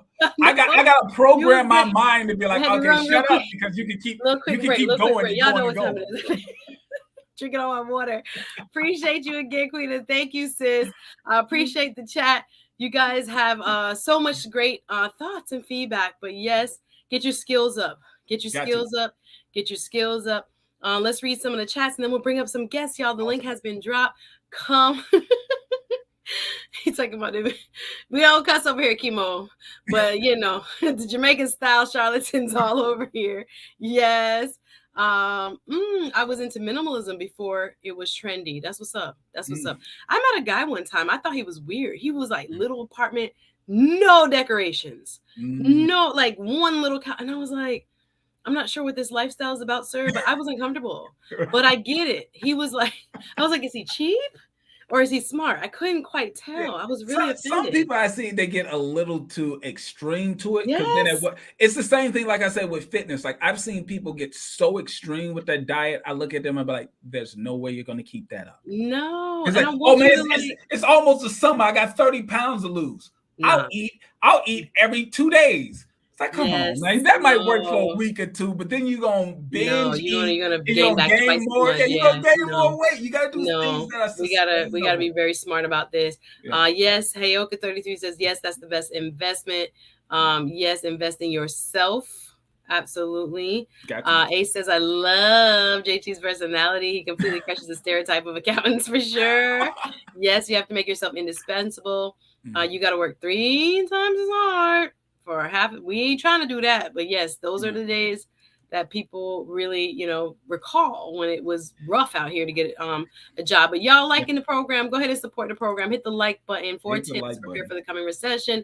I'm gonna bring up backstage Reese from Philly and J Boogie. I always want to call him J Boog, but J Boogie in the back. Let me bring up my brothers. How are you? Good evening. Hey, Mike. Okay. Yeah, wait, no, I can hear you on my phone, but I can't hear you through the. Can everybody hear? You can hear him fine. Mm-hmm. Go ahead and say again, Reese. I'm here. I'm catching him in my phone. It's my phone, but go ahead. What's up, Reese? Tell us what you're thinking tonight as we talk to JT, the Pocket Watcher, and what he has to say about getting prepared for a coming recession. Wow. Okay, so I saw the word recession in the title. Now. I don't want to come here and mess up the morale of the show, but I think something a little worse is coming. Not the D word. Really soon. So not even depression, something worse than that. A recession mixed with chaos and unruliness. Like no law. Okay, because I don't know if you've been paying attention, but for the past 2 years, everything that's happened has never happened before. And we're going, there's an end to all this. You know what I mean? And we don't know what it is. So being prepared is everything you said was spot on. I'm with it. I'm going to take it to another level, though. Let's say you're like me, and if the stuff hits the fan tomorrow, you're screwed. Right? So how do you feed yourself and stay alive? Well, let me tell you about what's in your neighborhood right in front of you. In your yard, the weeds that we kill and take our lawnmowers and run over them every day and hate them are edible weeds, mugwort, chickweed, dandelions, a few others that I can name. If you ever bought spring mix in the supermarket, I dare anyone in the chat, anyone on the panel, anyone anywhere, take that spring mix, walk around your yard, and tell me you don't see at least 2 things that are in that spring mix right underneath your feet that you're cutting every day. So if chaos ensues to where you can't get to a store and there's a problem on the highways or something, you know what I mean, and you need to feed your family and stay alive, There's a few things you can do. You can gather what you have in your neighborhood, learn what they are. I can't give a 2-hour science class No, right yeah, you now. got to be careful with that though, Reese, because sometimes you can pick up plants that look like one thing and be another thing. Exactly. That's why you have to Be very study. careful with that. So I'm just encouraging everybody to do the research. And I don't want to sound paranoid, but, you know, we're comfortable over here. We have 300-pound bums that wear Jordans and stuff. We don't really know what real poverty is. And we look at the third world countries and the footage on the news, and we think, nah, that'll never be us, right? But if you study history, nations fall. And there's something going on right here, right now. And our handlers are not in agreement. We're just pawns in the game. They don't really care about us. And they've lost control of us too. So what they need is a lot of death so they can regain control. The only way to put a kink in this is for us to stay alive. So if things get too crazy, research KNF, Korean Natural Farming. KNF. This is a way to use the plants around you to not only feed yourself, but also grow more food. I don't have the time to really get too deep in that. I just wanted to put that out there just in case, you always be prepared. Listen to everything that these brothers have to say. Prepare yourself. But just in case suddenly, madness ensues, you have to be able to feed yourself and stay alive. The first human impulse is self-preservation. Everything else goes out the window when you get those missed meal cramps. We've all had them before. Rationale goes out the window, love, God, and everything else. You don't want to get to that. You know what I mean? And on top of all that, we're all emotionally unstable and 2 years crazier than we were before. Remember, we burned down the planet for a dope fiend. So our mentality has been tested. All right. So you want to add that to a recession and chaos and other things. Things could get dark over here. I want my people to be prepared. KNF. That's my input to the conversation. And I'm going to get out here and let somebody else come up. No, I just want to share you. that. We've been talking money, but Reese talking about like survival. And I understand what you're saying. You want to make sure. And I think there was a great interview with the great Buju Banton and other people about, we can't even feed ourselves if China shut down the baby formula. You understand what I'm saying? Like, when's the last time you bought an orange? When's the last time you bought a bag of oranges or some blueberries? Listen, I'm a vegan. I've been watching the food prices rise every week. I eat the same exact thing every day. And I know how much it costs to feed myself. It has gone up every single week for the past month and a half, and it's not going to stop. Listen to me, y'all. Okay? Listen to me. Be prepared. Wise words. I love everybody, man. I'm out of here. All right, Reese from Philly, the Red Dragon. Thank you so much for coming up and sharing your piece. Listen, we was talking money. Reese talking about survival. So I hear you. And I've been, like I said, I'm interested in window gardening and other things because, yes, I couldn't believe there are certain essentials that are just so expensive right now. And I'm just like, gosh, I love my organic blueberry, strawberry, kale, this and that. And I'm like, I had to be, nope. Do I need that much banana? Do I need this much? It's like people are rationing. People are making hard decisions, especially if you have a family. Like it's a lot out there. I wanted to get to Quita's. Thank you again, Reese. Super chat again. Thank you, Quita G on the super chat. Says JT, what are your thoughts on going back to school to advance your skills? Now, I have some thoughts on this too, but I want to hear what JT have to say. Depends, sis. Depends on what. We think an advanced degree will do it, but is it really worth it if you'll finish with student loan debt? Great. Okay. Great question. It's got to be put in perspective. So normally what we look at when you're saying you're taking on student debt, right? Whenever you take on student debt as a financial planner, we take a look and say, okay, first we need to figure out what would be your first year's annual salary after you complete this education, right? If your first year's annual salary is not equal to or greater than the debt that you're taking on to get that education, then it's not a good buy, right? So if you're taking on $50,000 worth of debt to get an education for a particular career field, but your salary is going to be like $35,000 or $40,000, it's not a good buy. It's not going to make sense to do.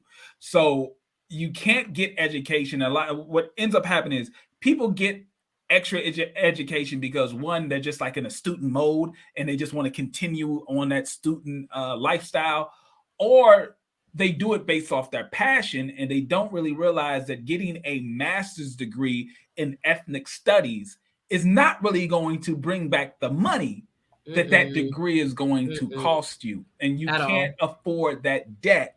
So let me step on some toes, passion. So what about this MBA? Okay, all right, here we go. Going back to get MBA. No, seriously. And I'm here we go. MBAs. Now, listen, an MBA, to me, if you are not going to one of the top, and I mean tip, top business schools to get your MBA, or you don't have some sort of career plan where you're going to use that MBA by, being able to be a professor, I don't understand why so many people get an MBA. Like, an MBA is not what it used to be, right? Now, an MBA is not worth what it was 15, 20, 30 years ago. I mean, when you get an MBA, what does that mean? I don't even know what that means. There's people who give me unsolicited resumes, and they're like, I'm an MBA. I'm like, great. That means you know how to use an Excel sheet and give me a presentation and some PowerPoint. But it doesn't mean that you have any relevant job skill for a particular position. So if you're not going to one of the top schools where when you graduate with that MBA, you got job offers where you're going to get paid hundreds of thousands of dollars, I have no idea why people get MBAs if they're not even going to leverage. Most of my most successful clients who are business owners, they don't have MBAs. Most of my clients who have MBAs are someone's employee. I can say that much. The man said it. I ain't gotta follow up with anything serious. And I have cousins right now in MBA programs that spend a ton of money. I have no idea why. And I'm still kind of like, it's a lot of money. It doesn't give you. It doesn't give you any like the only thing that an job MBA specifically requires it. I don't see why people get MBAs. It's not like license. Not that they weren't valuable at all, but I just think over time, because so many people have them. And shout out National Black MBA. My friend is the president of the chapter down here in South Florida. I have love for, people trying to go better themselves, 100%. But what I've been seeing in this trend of MBAs is a lot more debt with very little return. I don't see them use it other than the fact that it's now a part of their Facebook name. Now it's on their card. And like, okay, great. But what are you using it for? And you have an extra 30, 40, 50, and please, dear God, not $100,000 worth of debt. A lot of money in debt. And I don't know how much money you're making at your job. Yeah. Let's see what the chat said. Debt makes it tough, though. Universities are in the business, hey, TTO, of selling education. John is saying, look what happened in Sri Lanka. I know Sri Lanka is a mess right now. FYI, if y'all want to Google. If you're taking more education, do it with an end game in mind. Quality of fruit has been declining. Hey, Dallas, nice to see you. Let me see. I'm not giving any more money to schools. Yeah. I noticed that since C19, it's been even worse. Yes. I don't think Ace Butterfly says MBA is worth it today. If your company wants to pay for it and increase your salary, then it has a value. 100%. That's where I am. Yeah. It's a lot. Degrees are good if they make more money, like in STEM or STEAM. Architecture and things. I want to talk about that real quick. I think people, especially within our culture, a lot of us are first generation college students. Yes. Right? Yes. And what we don't know, because our parents didn't go to college, what we don't realize is there's a lot of college majors that weren't made for us. And when I say that, what I mean is there's college majors that were set up for the third, fourth child of a wealthy family who just wanted to go to school. These are not keeping it all the way real, my brother. You keep it all the way real. These are not majors. They weren't set up for us. Yeah, don't get fooled. These are not majors where people go to school and study this field to then earn a living for themselves. These are majors for people who are wealthy. They wanted to go to school. They wanted to join a fraternity or a sorority. They wanted to live the college life. They wanted to get married. They went to get married. That's why they went to college, FYI. Sorry. You can't. Sorry. You can't. You're not going to be able to take care of yourself financially with some of these silly majors. Just because a college has the major does not mean that, oh, this is my ticket into the middle class. This is my ticket to a six-figure income. Some of these things that people study and they get a degree in are just for fun. Like people don't realize that you have to get education in something that's actually going to make you money. Nope. Like people, like you said, have a lot more money and means go to college for a lot of different reasons. And sometimes we get fooled because it's in the course catalog. You're supposed to take it. And shout out to an MBA makes sense. For example, if you're a physician and want to get into administration, I have a cousin who is JD and she's trying to move up with her. She's in banking. She works for a big bank. Okay. So I see why she's doing the MBA because it's going to help her do something with the finance side, I guess. But it's been a hard road for her 2 years. And I'm like, girl, I hope she knows what she's doing. Hey, fourth quarter success. I see you in the back. Jay Boogie coming up next. Interesting. If they want to get into administration, that's interesting. My cousin is, I know. A lot of people I know, executives and CEOs need MBAs, says TTOO. Yeah, but that's why they also have the executive MBA. Yes, they're the programs that your job pays for. Yeah. MBA synonymous says internet flex. Your words, not mine. I've seen it. This is why I think people would get it. MBA was valuable for networking. I think that's important. But here's the issue. I would go get an MBA just to find a husband. Most people don't even access the network. No. I've seen a lot of times a person will go to a low tier small school, and yes, there are grades when it comes to schools. Let's not act as if every school is equal. They're not equal. No. They go to a low tier small school, or they get their MBA over the internet. Well, they never met. It's a bunch of MBAs about to write us, JC. I love you. I love you.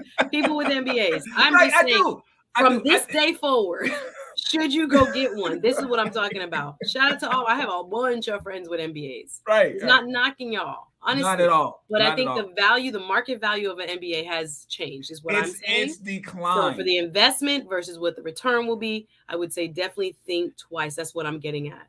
Right. If you're not going to use a network, if you don't know that your job is going to pay you more or pay for the degree itself, what are we doing? I don't want people in debt, is why I'm saying it. But I'm not trying to knock anybody who actually has made good use of their MBA. Great for you. That's not the majority from what I'm seeing. There's a lot of people with a JD who don't use it. Yeah, absolutely. Maybe they never passed the bar, or this is the thing that kills me. And I'm going totally off. No problem. They said MBA programs a cash cow. I'm reading the comments. Go ahead. Right. Tell me, how the hell does it make sense for a person to go to law school, to take on the law school debt, to then pass the bar, and then I drive down the street and I see either a billboard or a sign that says that you're willing to take care of my traffic ticket for $45? Because everybody needs a job. There's more lawyers than legal jobs. I'm telling people not to go to law school. I'm telling Black people to go, but I'm just kidding. I'm just saying, as an investment in itself, Florida, I think last count, and it's probably not accurate right now, has over 100,000 attorneys. There's not 100,000 law jobs. People got to be making up stuff. People going into all kinds of industries, and I'm not mad at them. There's not enough in this market. They've added too many law schools. And you got people graduating, and there's not that many firms, top tier firms, that's going to hire you. So what you have to do, whether you're ready or not, you got to hang a shingle, and you got to go out there and try to make the best of it, et cetera, et cetera. You taking care of my speeding ticket for $45. $45? I know the hustle. Because there was a time where it was like, TLA talks about it. Any kind of law. Come on, y'all. No, I do real estate. No. Everybody. Right now, I just need to pay a bill. So it's kind of crazy out there, but a lot of our markets, you got to really research because it's oversaturated, and there's not a lot of wiggle room when you have this mounting debt. That's the deterrent. That's the thing that kind of chokes us and slowly keeps us from making the move forward. Is you got to pay back all this debt. Hey Quincy, nice to see you. All right, Jay Boogie has been waiting so patiently. Let me get him. Yes, it's 100,000 more attorneys. I think there's more now, Sandy B, in Florida. I really wish people would stop coming down here. But shout out to Jay Boogie. Shout out to Sandy B, the chat. Thank you guys. Hit the like button. Show some love. All further education should be done with the end game in mind. That's all we're saying. That's all we're saying. All right, Jay Boogie, what's on your mind? Hey, what's up, y'all? What's up to the panel? What's up to everybody in the chat? I had to get up here with JT. First and foremost, Suzette, thank you for the shout out earlier in the stream. JT, I've called into your show on a few occasions. I know you talk to a lot of people. And someone, I think it was Keita G, mentioned it in the chat. She was saying that, I came across both Suzette and UJT Orlando all through watching TLA. Of course. Shout out to the big bro. Right. Yay. and one thing I will say about TLA that I really like about him is that he inspired a lot of people by saying that, hey, if you're a certain age, you might want to consider going into, live streaming or YouTube content creation.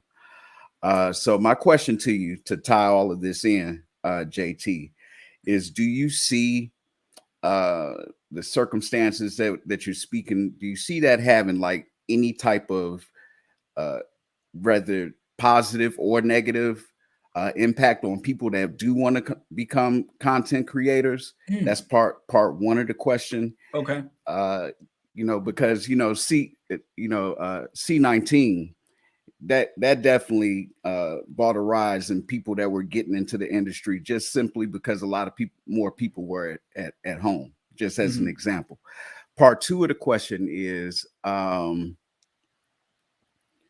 do you think that it's a viable resource or it's a viable income that people should be considering? Like, because I've been thinking about buying the course. You understand what I'm saying?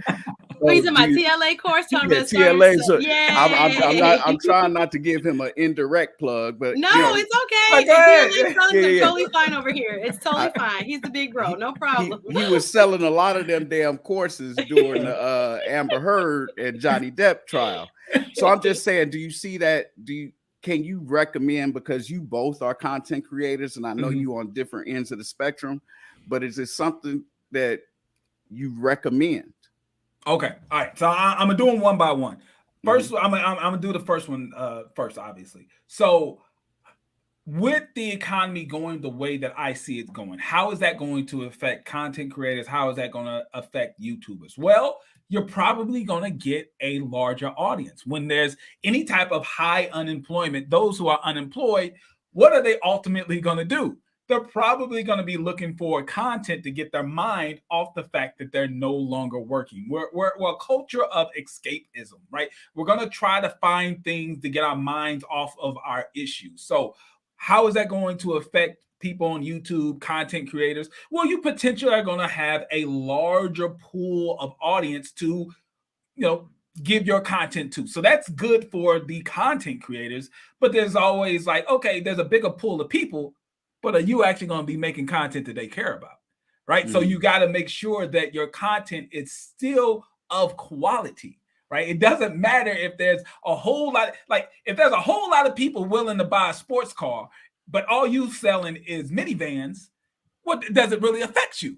It's not going to affect you. So you got to make sure that you have what the people want. So you need to have good content at first. But yeah, there's going to be a great pool of new people who are going to be looking for things to get their mind off of, the economy. YouTube is free, right? Some people are going to have to cut off. Like, listen, I have every streaming service available, and it's gonna be gone. Everyone, I've got all of them.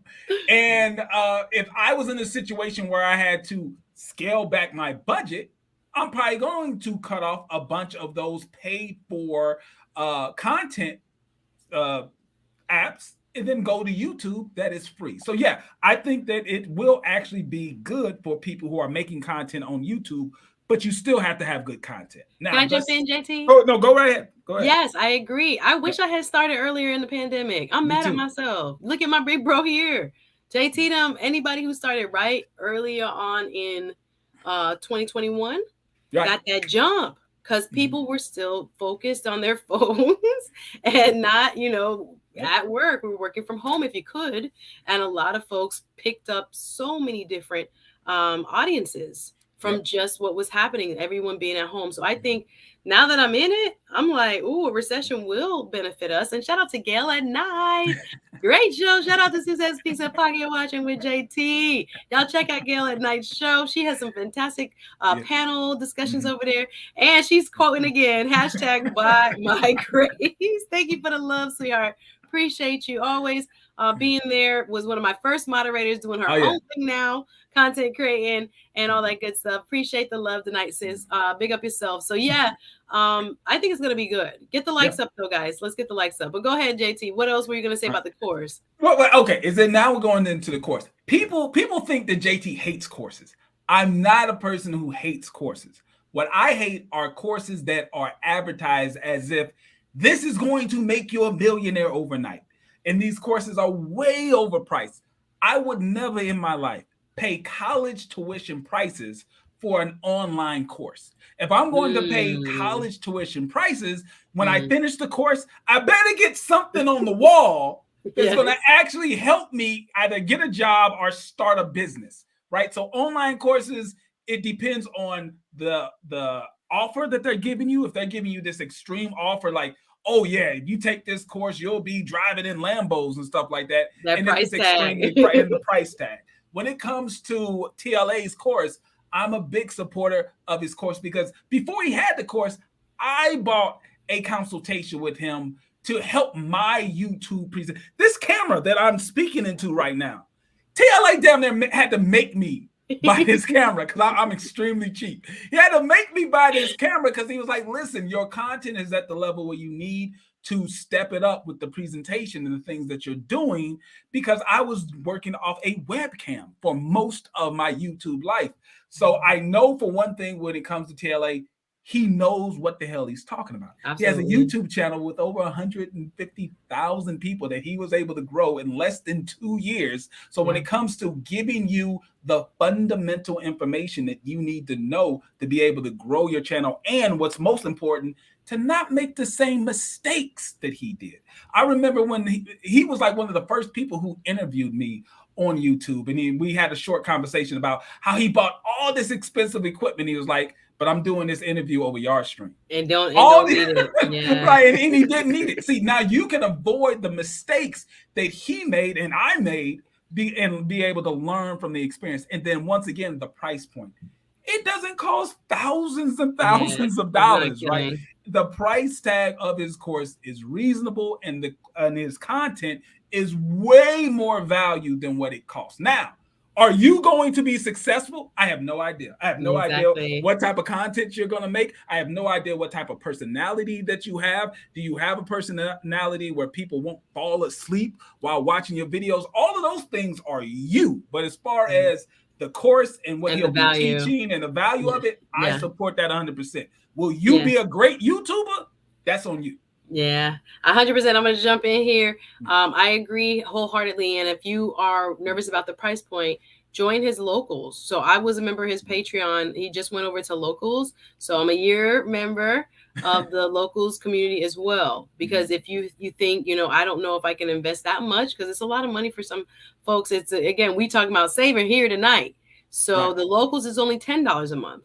So if that is more, price point friendly for you, I would say go for that maybe. And then if you like what you see after trying out the locals, which you can cancel at any time, I'm not selling, but I'm just saying, you can then invest up. So if you're serious about it, you're going to create the time, because everybody want to be successful on YouTube, but you don't want to do 4 shows a week. You don't want to hit us with, the prep and the figuring out the guests and the hair and the makeup for the ladies and all that. It's a lot of work. People want the success and they want to ride coattails, but it's not a joke. Like, I go to sleep thinking, who are my new YouTube guests for next week? Who are my new, like, it's a thing. It is like a job. So when people are talking about it and, oh, you're doing great, I'm like, yeah, I'm putting in the work. That's why. Thank God. And I got folks behind me supporting me. Thank you, God. But I don't take it lightly. I know it's a privilege to be doing what I'm doing, but at the same time, it's because I'm dedicating myself to becoming successful. So a lot of people want the outcome without the work. And obviously, Jay Boogie, I know you're not one, but as JT said, nobody can promise success, especially now, as TTO says, content creation is overcooked. I disagree. It's a lot more people and there's a lot of competition. There's a lot of competition everywhere for eyeballs everywhere. So you just have to keep that in mind. It's not going to grow overnight. I feel like I'm like, oh my gosh, I wish I was bigger, but I'm grateful, you know? So things take time. There's a lot more people in the game now. And so there are many factors, but if you're just talking about as a whole, the value that TLA has offered, can't dispute that. Yeah. So if you want to check out the locals is what I said. Let me read this super chat and then we're going to go to the fourth quarter success. I'm going to let you finish if you have any other questions, Jay Boogie. But Quita G says, yes, don't go to law school unless you can avoid student loans, unless they pay for it, y'all. I agree with her. And I'm not trying to be a hater. I'm not a, close the door behind me type woman. If it was your dream since you were little, go to law school. Okay, fine. Right. But most lawyers, great point, do not make six figures right out of law school. Many do public service. They go and become a state attorney or a public defender, which in Florida, I think now statutorily, they make like between 45 and 50,000. Yeah, get ready with all that debt. Yeah, get ready. And some of it can be canceled because you're working for the state, but it's still, you're not balling. It's a grind. Yeah. And a lot of work, stress. Yeah. They sell that lie because the legal field is an elitist profession. But ADAs, yes, attorneys, assistant district attorneys, where you're from is called a district attorney. Where I'm from is called state attorney. Same people that represents the people that, if you commit a crime, and the people that represent the state of Florida or whoever, 40 grand, baby. Just get ready for it. And I know people that's worked there 20 years and stuff like that. I'd be like, golly. But they do get certain government programs that cancel their debt. Some of it, good amount of it. But still, you're not balling. It's expensive. It's expensive to live in Florida. So no. So yeah, thank you, Quita, for backing me up. And people think I'm a hater. I encourage anyone who comes to me and says, I want a mentor and I want to be in law school. Okay, I can tell you what to do. But do you really want to do it is my question. Sorry. Okay, I'll get off your soapbox. Let's get any more questions from you, Jay Boogie? I have another question, but I want to give the other brother respect. Fourth quarter success, been waiting patiently, sir. How are you this evening? I'm doing pretty good. How about yourself? Good. You sound a little far. If you speak up just a tiny bit for us. Great to have you. What are your thoughts on the conversation tonight? I just had a couple of quick comments. One on when it comes to the MBA, I had an executive actually tell me, if you got years of experience, do not get the MBA. It's not I can believe it. He said, because of the years of experience that you're going to have, that you can get promoted and get to leadership, you'll be better served by doing it that way. Another thing is, too, the only time that I think sometimes that the MBA does help you, and I'm starting to see this a little bit more in corporate America, I think that it does rule out people. Like, especially if you're a minority. If you trying to compete with someone for another position, and even if you have the experience and the management, sometimes I have seen that they will put a person of the other race over top of you because they had that MBA. So that's the only thing that I think that you may have to run into. And I've seen that happen. Let me piggyback on you. Fourth course success. Very good points. Gail says, if you do get the TLA course, be sure to use the coupon code while it's still available. Jay Boogie, don't buy it straight up. There's a coupon code. They give you a discount. So make sure. To your point, funny enough, I have friends who teach in law schools, who work in the academy, who tell me for Black professors, most of them have to have a JD plus an MBA. White professors tend only to have the JD. But for them to hire you as a Black person, again, I don't have the numerical backing up or receipts. But several have told me, if you see a Black person, particularly a Black woman on a campus, they got 2 degrees or 3, excuse me. They have their undergrad, their JD, and they have to have Master of Finance, MBA, real estate MBA, or these kind of things. They won't just hire them straight up. So there's another way that can play out. That is another, but a very great assessment, sir. Yes, and also one thing, JT always. Why your mic so low? Yeah, sorry about that. I have my earphone sets in. I meant to take it off. Maybe you should take out your earphone sets. Yeah. Will it let me? Yes. Can you hear me? Yes. Thank you. That's You better. can? Yes. I was saying thank JT because I know JT has had me on before. Yeah, but one of the things that I do also think that you can do or get is more of these certifications. And when I say certifications, I'm talking about like analyst certifications, SAFE, which is like the scalable agile framework. These different certifications, they're not expensive, but they are very valuable right now in the market. When I say quality assurance, being a tester, being anything that has to do with certain parts of IT, a lot of people think that you have to have all of this data and all these different knowledge base. But if you get certifications, I'm telling you, that almost oversteps a lot of degrees now. And that's what I'm seeing. So if any one of you guys think about certifications like quality assurance, being testers, A+ certifications, anything that has to do with security, these are actually just certification. You don't have to get a degree. You can get the certifications, and that will make your income go to a level that you wouldn't have had sometimes even with a degree. So really think about the certifications. There's another one. You know what's really popular right now? Compliance. Yeah, I've seen that. Yes. Compliance certification, not necessarily a degree. You don't need a degree in it. And it's a very, very popular field and lucrative. So things like that. Yeah, there are a lot of people making money. Even when I was into real estate, JT, the guys who did like appraisals, the guys who did inspections, those are not, those are a course and take a test and get a license from the state that you're in. And them men make money. They make money, and they didn't go to a 2-year college, 3-year, 4-year college. They get a certification that leads to a good job. So a lot of these middlemen type jobs, our counterparts have been working the system, y'all. So I agree with you wholeheartedly. Good to see you, Ebony X. You do not need, we got the mic fixed. Thank you, Kimbo. But it's good to know that others are thinking this way. I'm actually looking at, okay, I know people do the Lean Six Sigmas. I know people do other kind of things.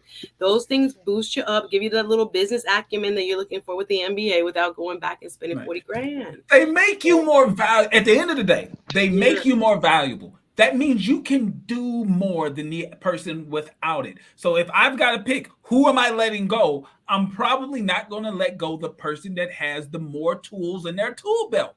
As an adult, you got to learn as you progress in life, you're always looking for new tools to put in your tool belt. If you look down and you don't have anything, the only thing you have to offer the workforce is your labor. Good luck. I'm talking about, and I respect anyone, again, work with your hands, paramedic. People who work in some of these frontline jobs too. Those are some great certifications to have. Right. So it's not just, if you're a book man or woman, fine. If you're fully hands-on person, fine. Just find what works for you. Right. It's not a matter of degree. Think about project management too, certification. You put back the headphones? Sorry, but project management is another great certification to get. Project management is huge. Project managers make a lot of money. I know about 3 women, Black women, who happen to do it freelance. Money. I'm like, how y'all find projects?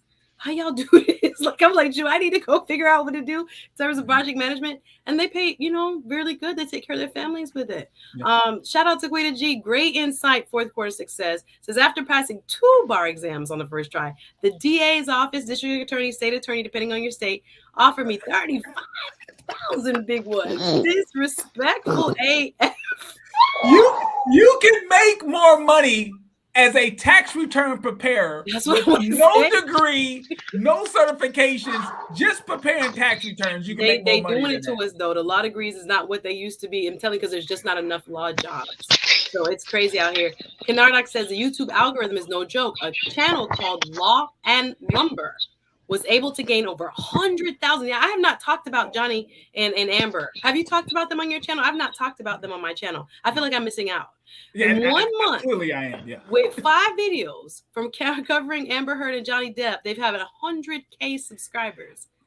I can't find a spin on it to make it relevant for my channel. Yeah, I kind of was thinking about it too in terms of my personal development and growth side of my channel. I was like, what can I talk about which wouldn't be just salacious? And I was thinking about the legal implications as well. But I might have to get on that next week.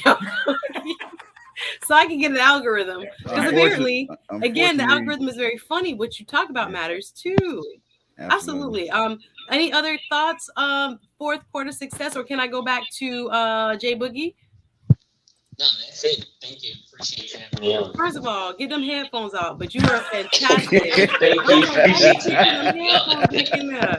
I know. I need You to have take those out. fantastic insights about the certifications for sure. Thank you so much for coming up. I'm gonna drop the link one more time. Appreciate you, my brother. You're welcome up anytime. Last call for the panel. Thank you so much for being here. For you can stay up if you want to. If anyone else comes, I'll switch you out. Last call from the panel. So join the stream now if you have any comments, any questions, any feedback. Please, we'd love to have a discussion around what we're talking about: recession ready, how to spend your money, education matters. All these are kind of related because the debt crisis is really what holds back a lot of us.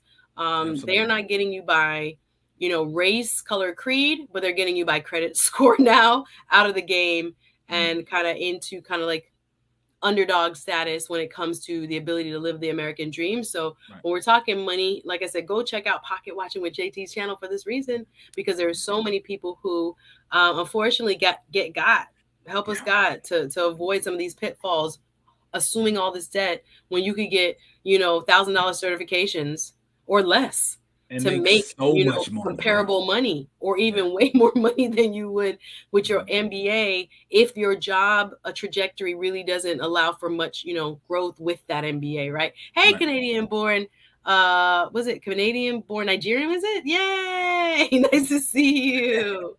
How you doing? All right, get yourself together. I'm gonna drop it down. Get yourself together. All right, let me read some more in the chat.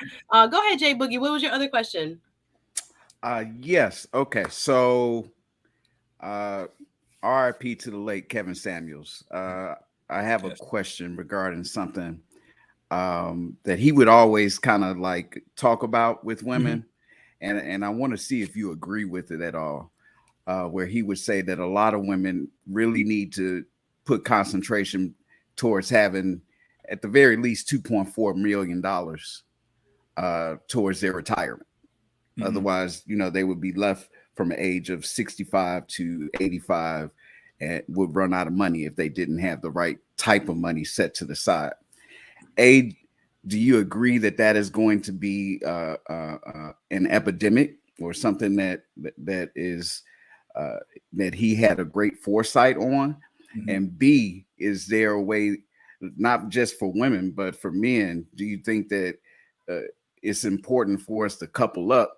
So as he would recommend, in order to avoid what we see coming, in the future.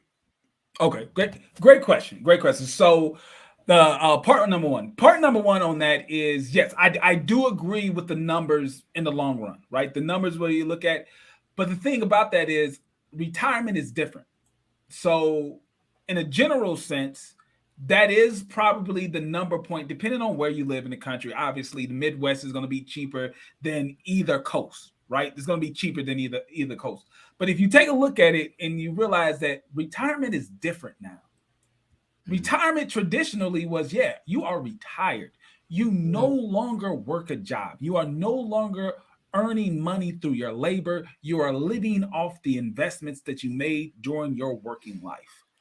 But now that's just not the case for far too many people. A lot of people, retirement just means you're 65, right? It's like, I'm retired. That means you're 65. You're probably getting Social Security, but you're working at Walmart. You're working here. You still got a job. So it's not the same traditional retirement. But yes, if you were traditionally retired, meaning you no longer work, you're not getting a paycheck, you're living off of the investments that you made during your working life. Yes, that number does make sense. And I do believe that the late great Kevin Samuels did have a lot of foresight when it came to that. Now, as far as part two, would it make sense to couple up? Listen, man, our economy was not set up for people to be perpetually single. Right? It's not set up like that. That is why the federal government and local government, they give incentives for people to couple up and be married. I remember when Suzette earlier in the live stream was talking about how, the people with kids were given certain tax credits. And when you don't have it, you don't get, because the federal government and local government They want to influence your behavior by giving tax credits to behavior that they want to see more of, and not giving tax credits to things that they don't want to see. So yes, it does make sense, and that should be generally the concept for most people. You are stronger with a team. And to me, a marriage is a team. It's a partnership.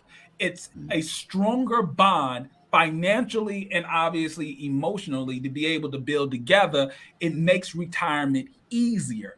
If you're going to go out on your own for your entire life, it's going to be extremely tough, especially if you did not make the right financial decisions early on. You can end up in your mid to late 50s and looking around and have nothing saved for retirement. You have nothing as far as any type of family or spousal support. It's going to be a grind for you until the day you die. Well, thank you for that great prognostication. For those that oh, I'm so energized by that. But no, this is the reality for both men and women. Absolutely. It's for both of us. I know Kevin Samuels, rest in peace, was talking about women, but it's a lot of folks going to be under financial stress. Help us all, God, to plan and to do what best we can and to couple up if we can. Because as you said, this life, especially now, modern day U.S. living, it is not conducive to, one person household. You got to make bank if you by yourself. And most of us will not. So it is a stressful way to live. I feel like, again, my married friends, I feel like are leap years ahead of me. And I'd be like, dang, y'all got that, and it's you can't force fate to help me, oh God. But at the same time, there are so many advantages if you are lucky enough to find that right person that thinks like the way you do. Right. So I hear you that 2.4 million is a lot of money to have had saved by the time you are 65, so that you can live comfortably with a typical lifestyle. I agree with you. But it's extremely doable if you start early, because you're not going to save $2.4 million. No. You will be able to invest and allow compound interest and appreciation to grow. Absolutely. Y'all hit the like button. Yes. You got to start early. Woo, yes, lots to think about. Y'all, please show some love. Please hit the like button, share, comment. JT from Pocket Watching with JT is hanging with us tonight here on the SuzetteSpeaks show. We got one more guest. Thank you, Canadian-born Nigerian, for coming up. How are you tonight? It's been my pleasure. Oh, so happy you're here. What's on your mind? When I heard about certification, my ear got itchy. I was like, "Did someone call my name?" Like, oh yeah. What the fight did to make fun of me? Oh, I've been in IT for 20 years. Yes, it's been 20 years I've been in IT. But oh wow, 20 years in IT. Okay, cool. I will say that when they mention about certification, the IT arena is broad and it's wide. There are a lot of people making the money IT arena. in IT. I'm gonna put you solo. Go ahead, speak up a little bit. Yes, sir. For example, you mentioned A plus, Network plus. They are the gateway to the cake and get into the IT arena. Either you do desktop support level 2, level 3, you do network support level 1, level 2. And depending on the corporate company, they pay you around, let's say, roughly about $55,000 to $75,000 a year, depending on your experience and your skill set. Another thing, there's software engineer. Software engineer have not been spoken a lot, but lately people have been jumping into it because within a 3-year time period, you could go from $55,000 to almost $250,000, $300,000 a year. Wow, software engineers, Lord, wow. Now the thing about software engineer is very, very competitive because, for one, you gotta really know your craft. There's no way. Okay, I think you could do the boot camp, but there's a lot of books to be reading. These books I'm talking about, dictionary type books and everything, but it's very, very rewarding. Okay, a good example, Anton Daniel, he got into a software engineer at heart before he did what he did. So he understands it very well. I've seen a lot of people who have joined the software engineering path within 5-6 years that make almost $500,000 or more. They're able to get with a stock options, etc. Where is a single black man software engineers at though? Let me see. Asking for a friend. I know one guy. Not for me. I know one. He's asking young. for a friend. He's young, but he's too young. Okay, I'm just not asking sure. for a friend. Where do they hang out at? Making this $250,000 a year. What do they hang out at? I'm just saying. Asking for a Good friend. question. Hangout. Not everyone don't hang out. They Let's be working. honest. Let me tell you why I say that. For example, I still keep on my PC, right? Some of these software engineers either work from home Mm-hmm. or I've work seen in the that. So they don't leave the office. house. That's true. Now, Okay. for me, who So has they're been a not level in 2, Miami level on Memorial 3, Day. we had the ability. Probably not. They're not in Miami hanging out this weekend. Okay, just kidding. Go ahead. Sorry. All jokes aside. Go Now, ahead. these software engineers are multi workaholic because depending on the company they're working Yes. for, they're working to the ground. I have support these software engineers several times. They get them all high end PC regardless because they're needed for the particular software that they work on for the company, either be public or private. Now, they're working from home. Well, the chances are they have a superpower PC that cost them, let's say, between, I don't know, $3,000 to $8,000, dual video cards, massive amount of hard drive space because when you're doing coding, Yes. it's a lot. Mm-hmm. And I deal with a headache in the corporate when one of my manager, he could get mad with me. Say, why do you have like 4 or 5 pieces under the desk, chain with a lock? Well, sir, they got data. Don't want money to touch their data. Right. Some of them be on Red Bull. I don't need no Red Bull addict. I just need somebody. All night. Yeah. But no, but your point is well taken. They working. It's not a game. Oh, they're working. If They're you making making that that money. much money, it's because they're working you. I Another understand. Software position, engineers, yeah. cybersecurity, the money Yeah. maker. Cybersecurity. So say it one more time. Cybersecurity. Oh, Cybersecurity yeah. is the Yes. money maker. Okay. Especially now. Absolutely. Somebody told me this. I thought it was a joke, but to tell me the truth. If you pass this certification for Cisco and get into cybersecurity, I forgot what exam that is. You know, work between like 2 to 6 months in a year and you get paid 6 figures. Mm. I'll say it again. Mm-hmm. Cybersecurity expert don't work the whole year calendar. So Between 2 cybersecurity to don't work the whole year. Yes. Mm-hmm. And they make that much money in 6 months. Wow. Yeah. Because the way they are used, their job is to make sure whatever company they work for, they make sure that company's firewall are secure. Right. Their job is to go and test it to make sure you got to upload, you got to go to download, everything done, etc. It's bonker. But they make a lot of money, but they eat a lot though. They heavily need it. Listen, what you giving me all this information, but I need to know where the people at. The people asking where the people at. This is great information. Thank you, Canadian-born Nigerian. But what is going on? These guys are nerds. Yes, that's what the point that I was going to get to. I'm a nerd. You don't believe me? No, I believe you a nerd, but I'm just trying to say. See what's right here? Right, Suzette, listen. I built this computer. In my experience, what I've seen from clients, the type of people he's talking about, the clients that I had, to meet them, you would have to either be in the field or you met them in school. Because when they're engaged in their career, you're not going to see them. These are the type of people you got to either meet in school before they started their career and you got up with them, or you got to be in the field and there's certain networking, because these guys, they're not going to be out in Miami on Memorial Day. That's not what they do. So I got to become a cybersecurity person to meet somebody in cybersecurity. Let me show you a tech book that be better than support. Lord. Textbooks. What are you going for his textbook? Wait a minute. Come on back. You got to be in the what textbook is that? Is that coding? That's A+ alone. You see how big the book is? Yes, I can't learn that. It's bigger than your Bible. My brain is not going to allow me to learn that. It's bigger than your Bible. I can't start over with that, guys. Law school was enough. And then it's A+. Imagine what cybersecurity look like. Yeah, it's going to be. I can't do that. Sorry, I'm out of that game. It's not one book. It'd be like 5 to 6 to 7 books. Yeah. We'll talk. Quincy, for a friend. I said it. For a friend. Come on, guys. Go to Barnes & Noble. Stop that. SSS, stop the foolishness. Of course, we check for nerds. You want to find a nerd? When? I'm gonna have to challenge you on that.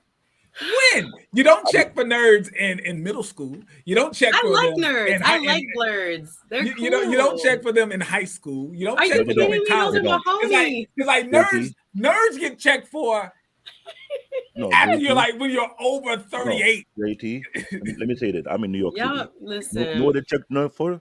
They check for no to get their homework done. Can you do my homework for me?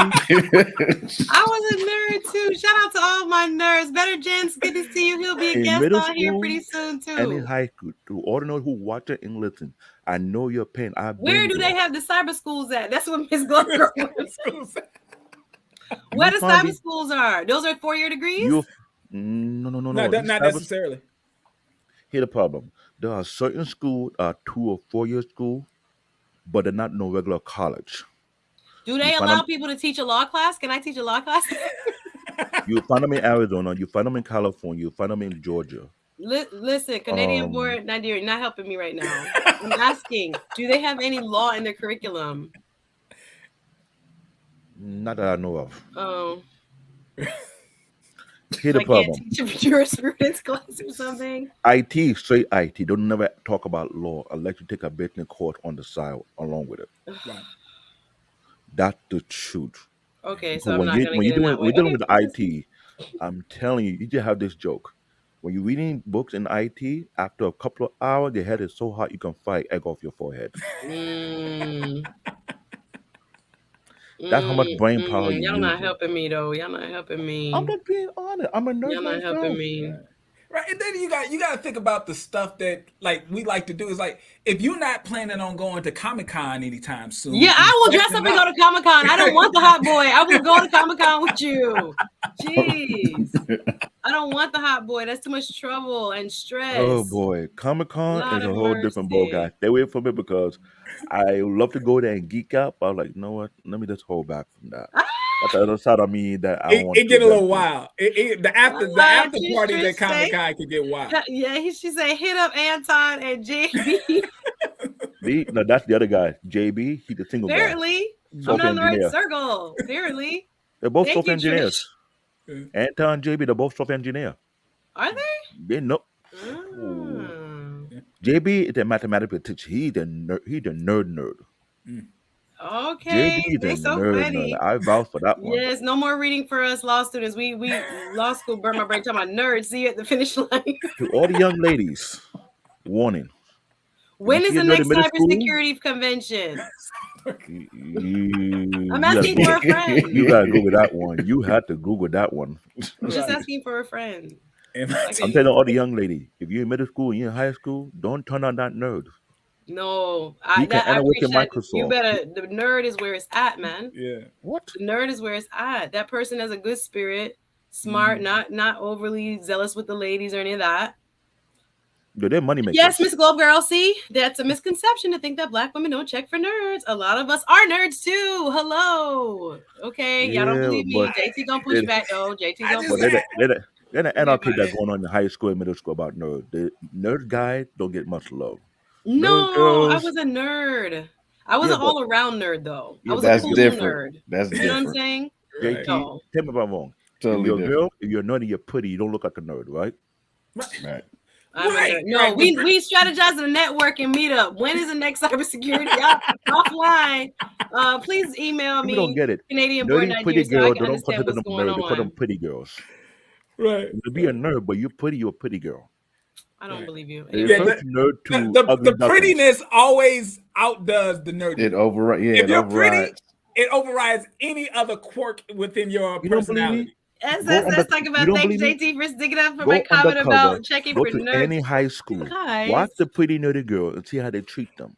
They don't treat her like nerd. They treat her like pretty. y'all just told me the economy is not made for one person. I'm just trying to provide options to my viewers Right. for how we I'll can be get to honest. where we need to go in terms of couple up. Education is key, but you gotta pick and choose what would be best for you. There's So software y'all engineering, there's don't quality know when the assurance, there's conventions are and when cybersecurity, anything is. No. Now, Coding. Comic-Con in St. Louis is Coding. coming up. I'm going to that, but I have no coding. idea. I hate to say this, coding is for all age, and there's money in that too as well. Coding. Mm-hmm. Yes. Don't Y'all, sleep on it. we gotta have a plan to kind of find people. This is what is going to be difficult to. Number one place, Barnes and Noble. Barnes and Nobles, hang out with the coffee cup, and oh, hi, what are you reading? Is that that's what's going You think on? I'm playing? No, They I'm still trying to got get those? game. Okay. Not Alright. Barnes and Nobles. When someone find that little frog and kiss and turn into a prince, don't blame me.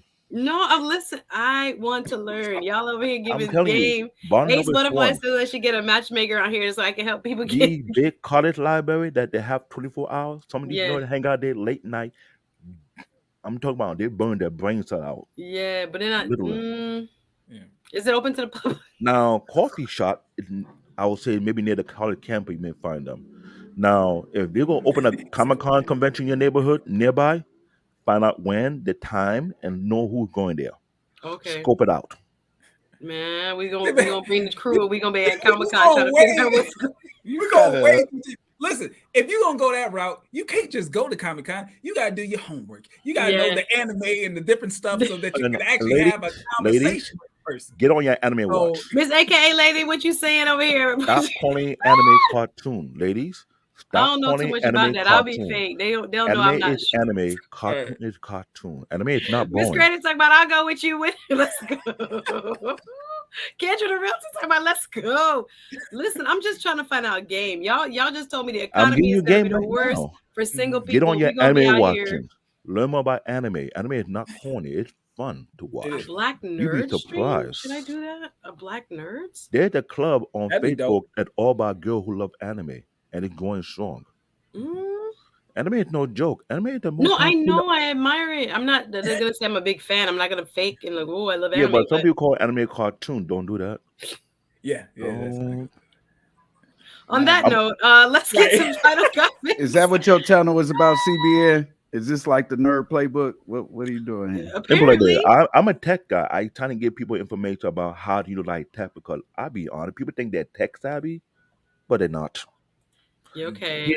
He the tech. Is that what your channel you say is about? Tech. It's all about The thing is, I'm working on how to get it up and running the way I want to get it running, but I was trying to get it. I'm doing podcast with my coworkers, so we're trying to get the channel running right now to top all of the podcast series. But here's a free tip. A lot of people don't use up to 35% of their cell phone. They don't. They're so quick to buy a new cell phone. They don't use 80% of it. When I get a cell phone, I use up to 90% of my whole entire cell phone. I don't just use 35% and they use it for fashion. What you're doing, you're wasting your money trying to buy a phone every year. Yeah, no, I don't buy a phone. No? My phone is old. And they keep telling me, even when I do Patreon, they're like, and by the way, I'll probably do Patreon after our show Saturday, guys, for my Patreon. Shout out to all my Patreon members. So after Needs Watches on Saturday, we'll do probably like an hour live. And then if I'm out and about in Miami, I don't know what I want to show y'all. We'll see how it go. I can't promise in these streets, but we'll see how it go, Patreon members. But definitely Saturday, Patreon will be live after our show here. And I'm so excited. Y'all, I don't know what to think about all the information I just got. Ace Butterfly just said basically the black nerds still want the big booty girls. You're looking for a nerd. Is this what happening though? Canadian-born Nigerian, that they're still looking for big booty girls? Is that what's happening? Yeah. Okay. So we don't even count. I would say this. It's not that they still want it. It's just that hear that the nerds be picky. Yeah, they're picky. Yeah, but let's be honest though. When you're the pretty girl that everybody want and see, sometimes you're the pretty girl that nerd want as well. But they know they cannot get you because you're not gonna look at them in the first place. Now you could be. We ain't talking about no Pookie Ray Rays and Tyrone right now, y'all. No. Come on for that. I'm not talking about that. What I'm saying is this. What nerds like, they like something where they put their eye on. Either you have a certain quality about you, or they get mad with you that you give your quality to Pookie and Ray Ray. If you're a quality woman and they like you a whole lot and they give you all that love, that the reason why they're looking at you that certain way.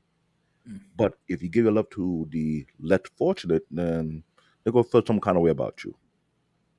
The less fortunate? What's that code for? I want to put it this. There's so many levels of nerds. You got lower level nerd, you got middle level, you got high level nerd, and we have called wizards. So which one is the best one to marry? Mid-range and high. Wizard? They're the one that actually make way too much money. They're going to know people with the money. To be honest with you. That's what John said. The women don't check for dirty guys until they make about $300,000 a year for 10 years. Lord, that's not true. Mediocre Tutorials is a nerd? Yep. Is he? Mm-hmm. Y'all, we gonna roll up in the Avengers outfit. JB the nerd. Antonio the nerd. We gonna roll up in Avengers costume. This conversation has gotten so left. Sorry, guys. Python, that's a good program to learn. Is that Monty also make Python money. or what is Python? What is Okay, I'm not gonna say anything. The way what she is just said that? it- Is that a computer software? Sorry. the way she just said it, it is sound good. You know what Monty Python is? That's a British comedy. It's a comedy, right? Yeah. Yeah, but the way you said it in the phrase, I was like, "Oh, what you not thinking?" I'm sorry. Forgive my ignorance. Python is a programming language. Is that a programming language? Yeah. I've never heard of it. And Python heavily in multiple corporations for programming, coding, software, and then some. They talk about Black Year Nerds Unite. Really, y'all? If Black Seinfeld come on through, coming up the next show, I'm gonna. He's a lady to talk to about nerd. Tam. Have you ever heard about Tam or the one lady with Linux? She's another nerd. No, they're talking about go to Barnes and Nobles in a Catwoman outfit. Lot of mercy. But listen, Miss AKA, we're gonna have to handle the anime. That's the least. If that's the worst, that's nothing. You can watch as much anime as you want to. I'm fine. That's I forgot to tell you something. There's one person I know about anime.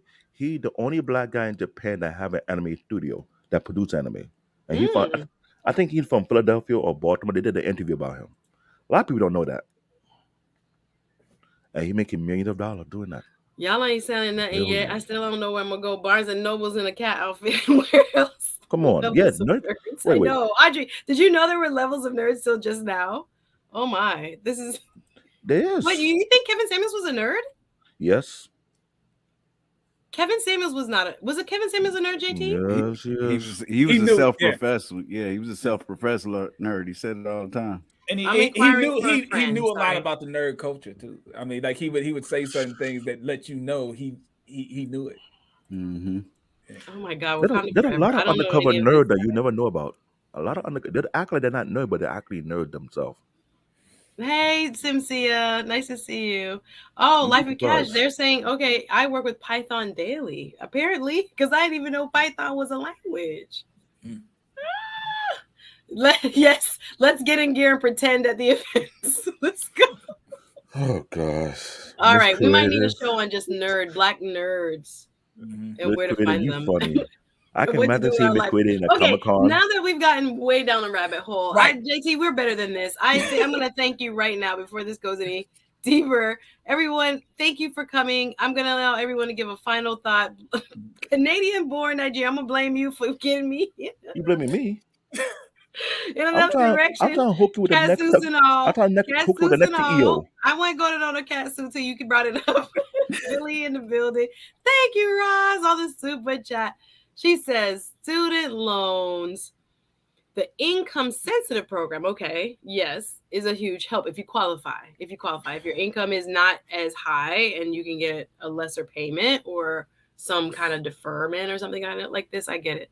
I applied when I had to give up my job to care for my parent, and it was a blessing. Yay. So if you do qualify with the student loans for the income sensitive, or I think it's called, what is it called, JT, where it's like proportionate to how much you make, but I understand what you mean. Yeah, the income-based. Income-based, yeah. So that's really good to know. Great information, Roz. I'm glad you qualified for it, because when your income changes, heck yeah, if you go from like some of us have like a $500, $600, $800 payment, some people paying $1,000 a month on. Thank God I don't. Real quick, just to touch on that, because that's a good point. When filing your tax returns, 9 times out of 10, it's always going to be better to file jointly when you're married. But recently, I want to say within the last 5 or 6 years, there has been cases where I, advise clients to file separately. And it's mainly because of the income-based repayment plan. You may have spouses, obviously one makes more than the other. If you file separately, you can apply for the income-based repayment plan for your student loan based on just your income on your tax return, not the joint income if you were to file jointly. So that's one thing that people may not be aware of. If you are applying for an income-based repayment plan, but your spouse makes a lot of money, but the payment is still too much for your household, you may want to consider filing separately, and you'll be eligible for that income-based repayment plan. That's great advice. Y'all check into it. See if it works for you. Shout out to Roz and Brinson again. Thank you for your generosity. And I see better, gents. Hold on. We got a whole, all of a sudden, everybody a nerd. I was on everybody a nerd. Everybody- Reese talk about nerds run the world. High value nerds in the bit. That's what we want. I want to That show is our high true. value nerds. What's up? Microsoft, Y'all so funny. Telsa, Linux Nerd Corp, users. Linux. Apple. What is that? Linux is a type of operating system. We got Windows I don't and even know Apple. what this is. No, Apple and Linux. Since it No, says you're sorry. undercover nerd too. Android based on Linux, Apple based on Unix. Miss AKA Lady Summer, the recession plan is nerd. I'm not going to answer To that. summarize, a nerd is I'm a not girl, we answering that got the talk right recession there. plan. That is so wrong. You tied it back in. That is I so love wrong. it. Better Y'all Jens. gonna blame me for this. Thank you. Yeah, listen, Canadian born Nigerian. I don't know about you coming up anymore. You got to take it a whole different direction. Y'all gonna This blame is me for not a this. dating show. This was a show, a serious show about The way she recession just said preparation. just now, And we wait on the are the nerds recession and how plan. to find nerds for a friend. You Anyway, know how that look? Nick, you know you dating app for nerds. I just asked, since you were mentioning these careers, where you find these gentlemen, and that's it. And look where we are. Look So it's where your we fault. ended So up. anyway, Better Gents podcast says not all nerds. Struggling for female attention. Get them right, Better Gents. Some of us have been very. He didn't just say fortunate. Have been very fortunate in that, sir. Yeah. You have spoken. My speaker has spoken. There's a minority of them, right? There's a minority of them, sure. He said, don't play the players. Okay. I see you, brother. This is Better Gents will be my guest coming up, I think around June 14th. We have a wonderful lineup, y'all. Before we say goodbye and get final comments from everybody, Saturday, 12 noon. Y'all know every day during the week is 7 p.m. Next Tuesday, I will have Tobias the Traveler on. Next Thursday, I'm going to have Frank Gooden. He's going to do a dating show he wants to do for dating. Next Saturday, 12. Then I have Uncle Stu. Then I have this gentleman, Better Gents podcast. Several new faces. I'm just trying to collab up the thing. I like having conversations and meeting new people. And, we get to kind of introduce each other to each other's audiences and that kind of stuff. So I think it's a win-win. And hopefully the people get to learn something in the process. So Better Gents, shout out to you and your very fortunate friends who, want to set the think about this actually, Better Gents, as a topic if you want. We haven't decided on our topic, but thank you for setting the record straight for all the nerds out there. Shout out to all the blurs. We love you guys. Appreciate y'all. Okay, so final comments as we wrap up. Thank you again.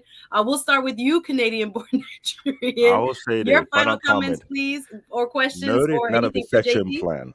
Don't start hunting down all the nerds. I ain't hunting no nerds. I was asking for a friend. I just asked where do they hang out. I didn't give you a final comment. And if they're in Miami, you can find me on Instagram. You can find me on YouTube. You can find me on LinkedIn. Why you blurred out like? Okay, there you go. Say it again. You can find you on Instagram. Go ahead. You can find me on Instagram at David Ayeni. You can find me on LinkedIn at David Olaya Ayeni. You can find me on Facebook at David Olaya Ayeni.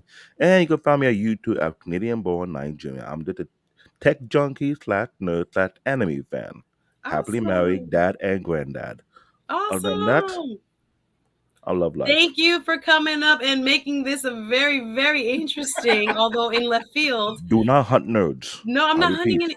I'm not telling you. I'm telling your audience. Oh, I'm like, I wasn't asking for myself anyway. So thank you. You know what I'm saying? Nerd is a recession plan.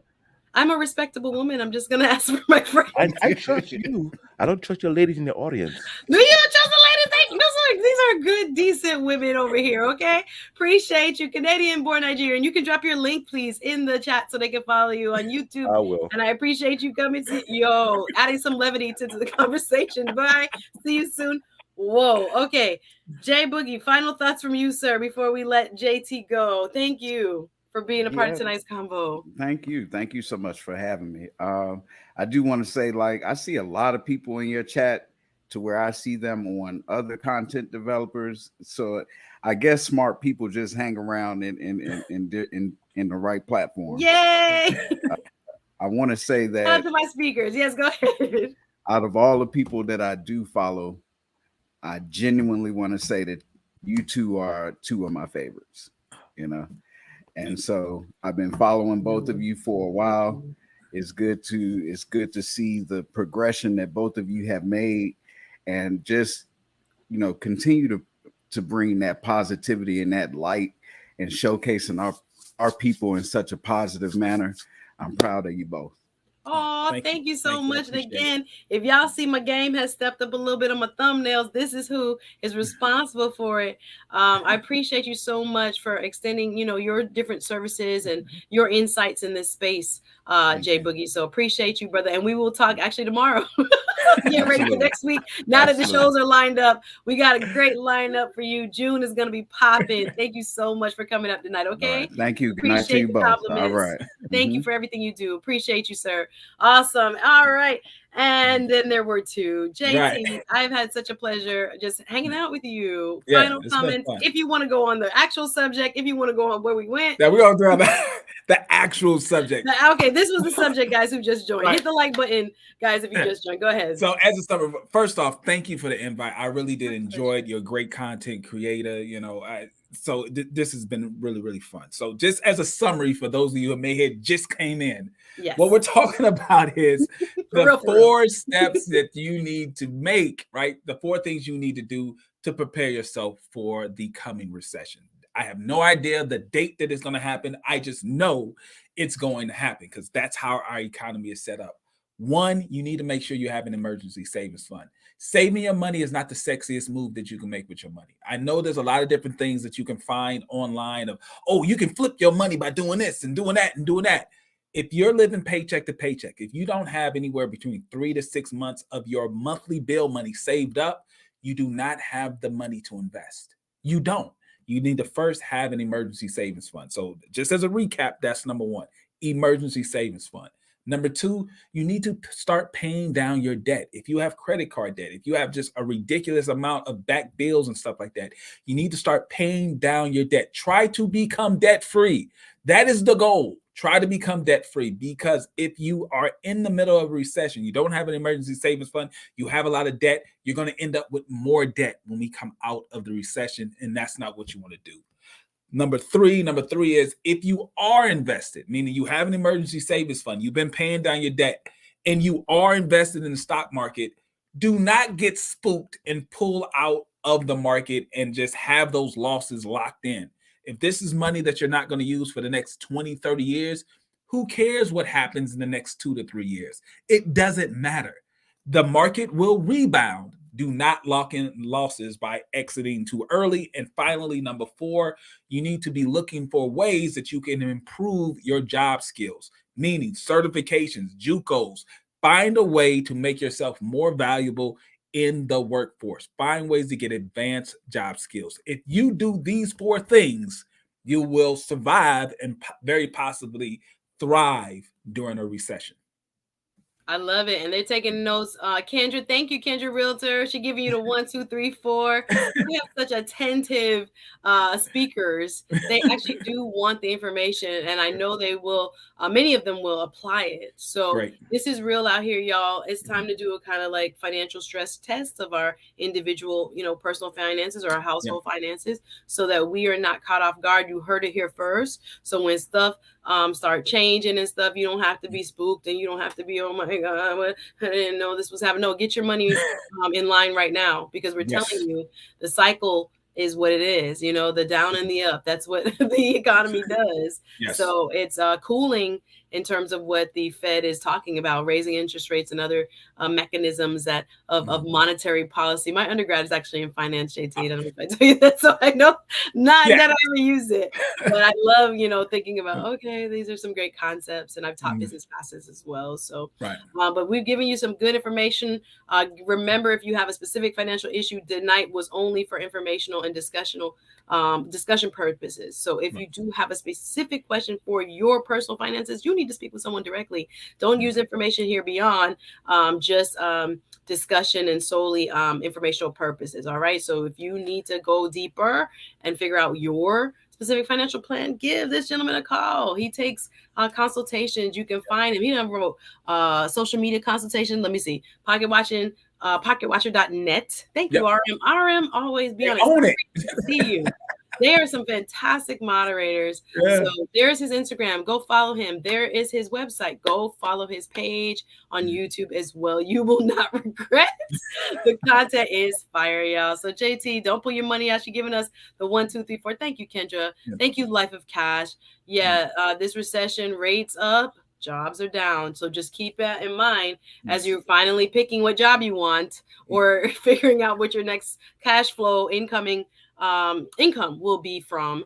Let's start being realistic, or let's start trying to lock those down, because when things start to change, it starts to become uncomfortable if you're not prepared. So JT, shout out to you. Thank you so much. Y'all can show some love on the Cash App though. Thank you for all my super chatters. Thank you. I'm not, no shame. We working here. I told you, we put a lot of effort into what we do. This is a craft. Yes, it is a privilege, but it is a craft as well. Yes. So thank y'all for respecting the work, really, for what we're doing and the information that we're passing along. So if you feel like it, go ahead and hit me up on the Cash App. JT, thank you so much. I hope to see you back here. Absolutely. And, thank you. I don't want to ever be a subject of your show, but if you ever want the company, on a positive note, if you absolutely, I got some plans in the work. You are definitely on my short list of people. Okay, if it's good stuff, hook me up, please.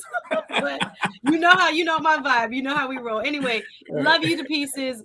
Just sending so much positivity and blessings to you, sir. Continued success in this YouTube journey to you and your family. Yes. Thank you for your time tonight. Y'all give it up. Thank you. I don't have my machine is on its way. Yay! High clap, high clap, high clap. Give it up one more time for Pocket Watching with JT. Thank you, JT. And I'm gonna get with you, if I could, just a quick DM to follow up what I asked about in the call-in show. You got it. Call-in show. So I just like to know the very bare bones, sir. Yes, and if absolutely. I need to pay a consultation fee, I'll pay. So thank you very much, y'all. Thank you. Have a great night. Awesome stuff. Thank you for your contributions and giving us your time tonight, sir. Thank you. Always welcome, JT. Woo! I hope you guys found that helpful. I hope you guys found that interesting. That was really good. I have so many shows lined up. Get ready. Saturday needs watches coming through Saturday, 12 noon. Go ahead and set the stream is already up. Set your reminder. Tuesday, we have Tobias the Traveler coming through. Can't wait. Thursday, we have Frank Gooden. I think he wants to talk about the real dating strategies we should be using. I was like, well, y'all hit the like button. We've been doing some work. As I say, this is kind of like an ongoing thing. I have other stuff in my life, work and other things, and we still very passionate about this YouTube. I'm still enjoying it. I haven't lost that. So that's important to me. And I hope it comes through with what you're seeing in terms of the content. So if you do like what you're seeing, y'all support. Thank you. Being here is one way. Watching and interacting, going back after the video is done, and commenting under the video helps a lot. More people see the video that way. If you're new, if you came by way of JT, welcome. Why don't you just subscribe? So, we got some stuff going on. We got later on in the month, Uncle Stu. We got several other people coming through, and I'm excited about it. So we're doing work over here, and I appreciate everyone who is supportive of it. My Patreon members, thank you. If y'all didn't know, like I said, I have a Patreon. We go live probably a couple times a month. Exclusive content, conversations beyond what you get here, personal development focus, self-awareness focus, emotional intelligence focus, what I really love, and some behind the scenes of me and my life on top of it. So again, I'll see you Patreon Saturday after Needs Watches. And maybe if I'm out and about in these Miami streets this Memorial Day, we'll get a little something, little something. I can't promise. We'll see how it goes. Depends on the vibe. But anyway, love y'all. Much love to Pocket Watching with JT. Shout out to Gail at night as well for bringing his name up and saying, that would be a great collab. Again, thank y'all. Shout out to everyone who supported tonight. Everyone who gave. Appreciate. Thank you so much. RM, I see you. SSS, thank you so much for the claps. Thank you guys. Everybody, hit the like and hit the subscribe for me, please. Yes, I talk money every now and then. Yes, but never really used it. I thought I was going to be a stockbroker at one point. That was the goal, but life has its actually that might be a Patreon story. But thank you guys. Glad you enjoyed. Ebony with the final super chat. Thank you, Ebony X, one of my foundational speakers, been over here from almost like the beginning of the journey. All of you guys who are a part of my community, thank you so much. Don't pocket watch for real and subscribe. Go ahead and hit the subscribe button. Go ahead and subscribe. Y'all watch the shows. I see the numbers. We over, I forget how many 100,000 views. I'm like, bruh, 40% of y'all, 39 point something don't subscribe though. So go ahead and subscribe because y'all watching the content. But Ebony, no comment, just love. My sister, big up yourself. Thank you so much for supporting the stream. Always active in the chat and coming through when you can. I appreciate you so much. All of you who support, all of you who watch. From the bottom of my heart, y'all know what it is. Thank you so much. So I'll see you Saturday 12, Tuesday, not Monday. That's Memorial. Y'all. We're going to be looking for the blurs list. No, I'm just joking. I'm just joking. So Tuesday, Thursday, Saturday next week, and then the following week, we probably will do Monday, Tuesday, Thursday, Saturday. We put in work, so we want to get results. But the way that you can help us, guys, like, comment. If you didn't hit the like button before you leave tonight, like, comment after on the video. Just put a little something. And if you want to share as well. It helps. So shout out to, again, Pocket Watching with JT. Y'all sign up for the Patreon if you feel like, you want a little extra, a little something special. Read all about it. Much love to everybody in the chat. Yeah, we're getting there. We're building. I should say, thank you. 5,000 subscribers soon come. We got to put, the work in, but I know it'll come. Thank you, Andre. Good to see you, brother.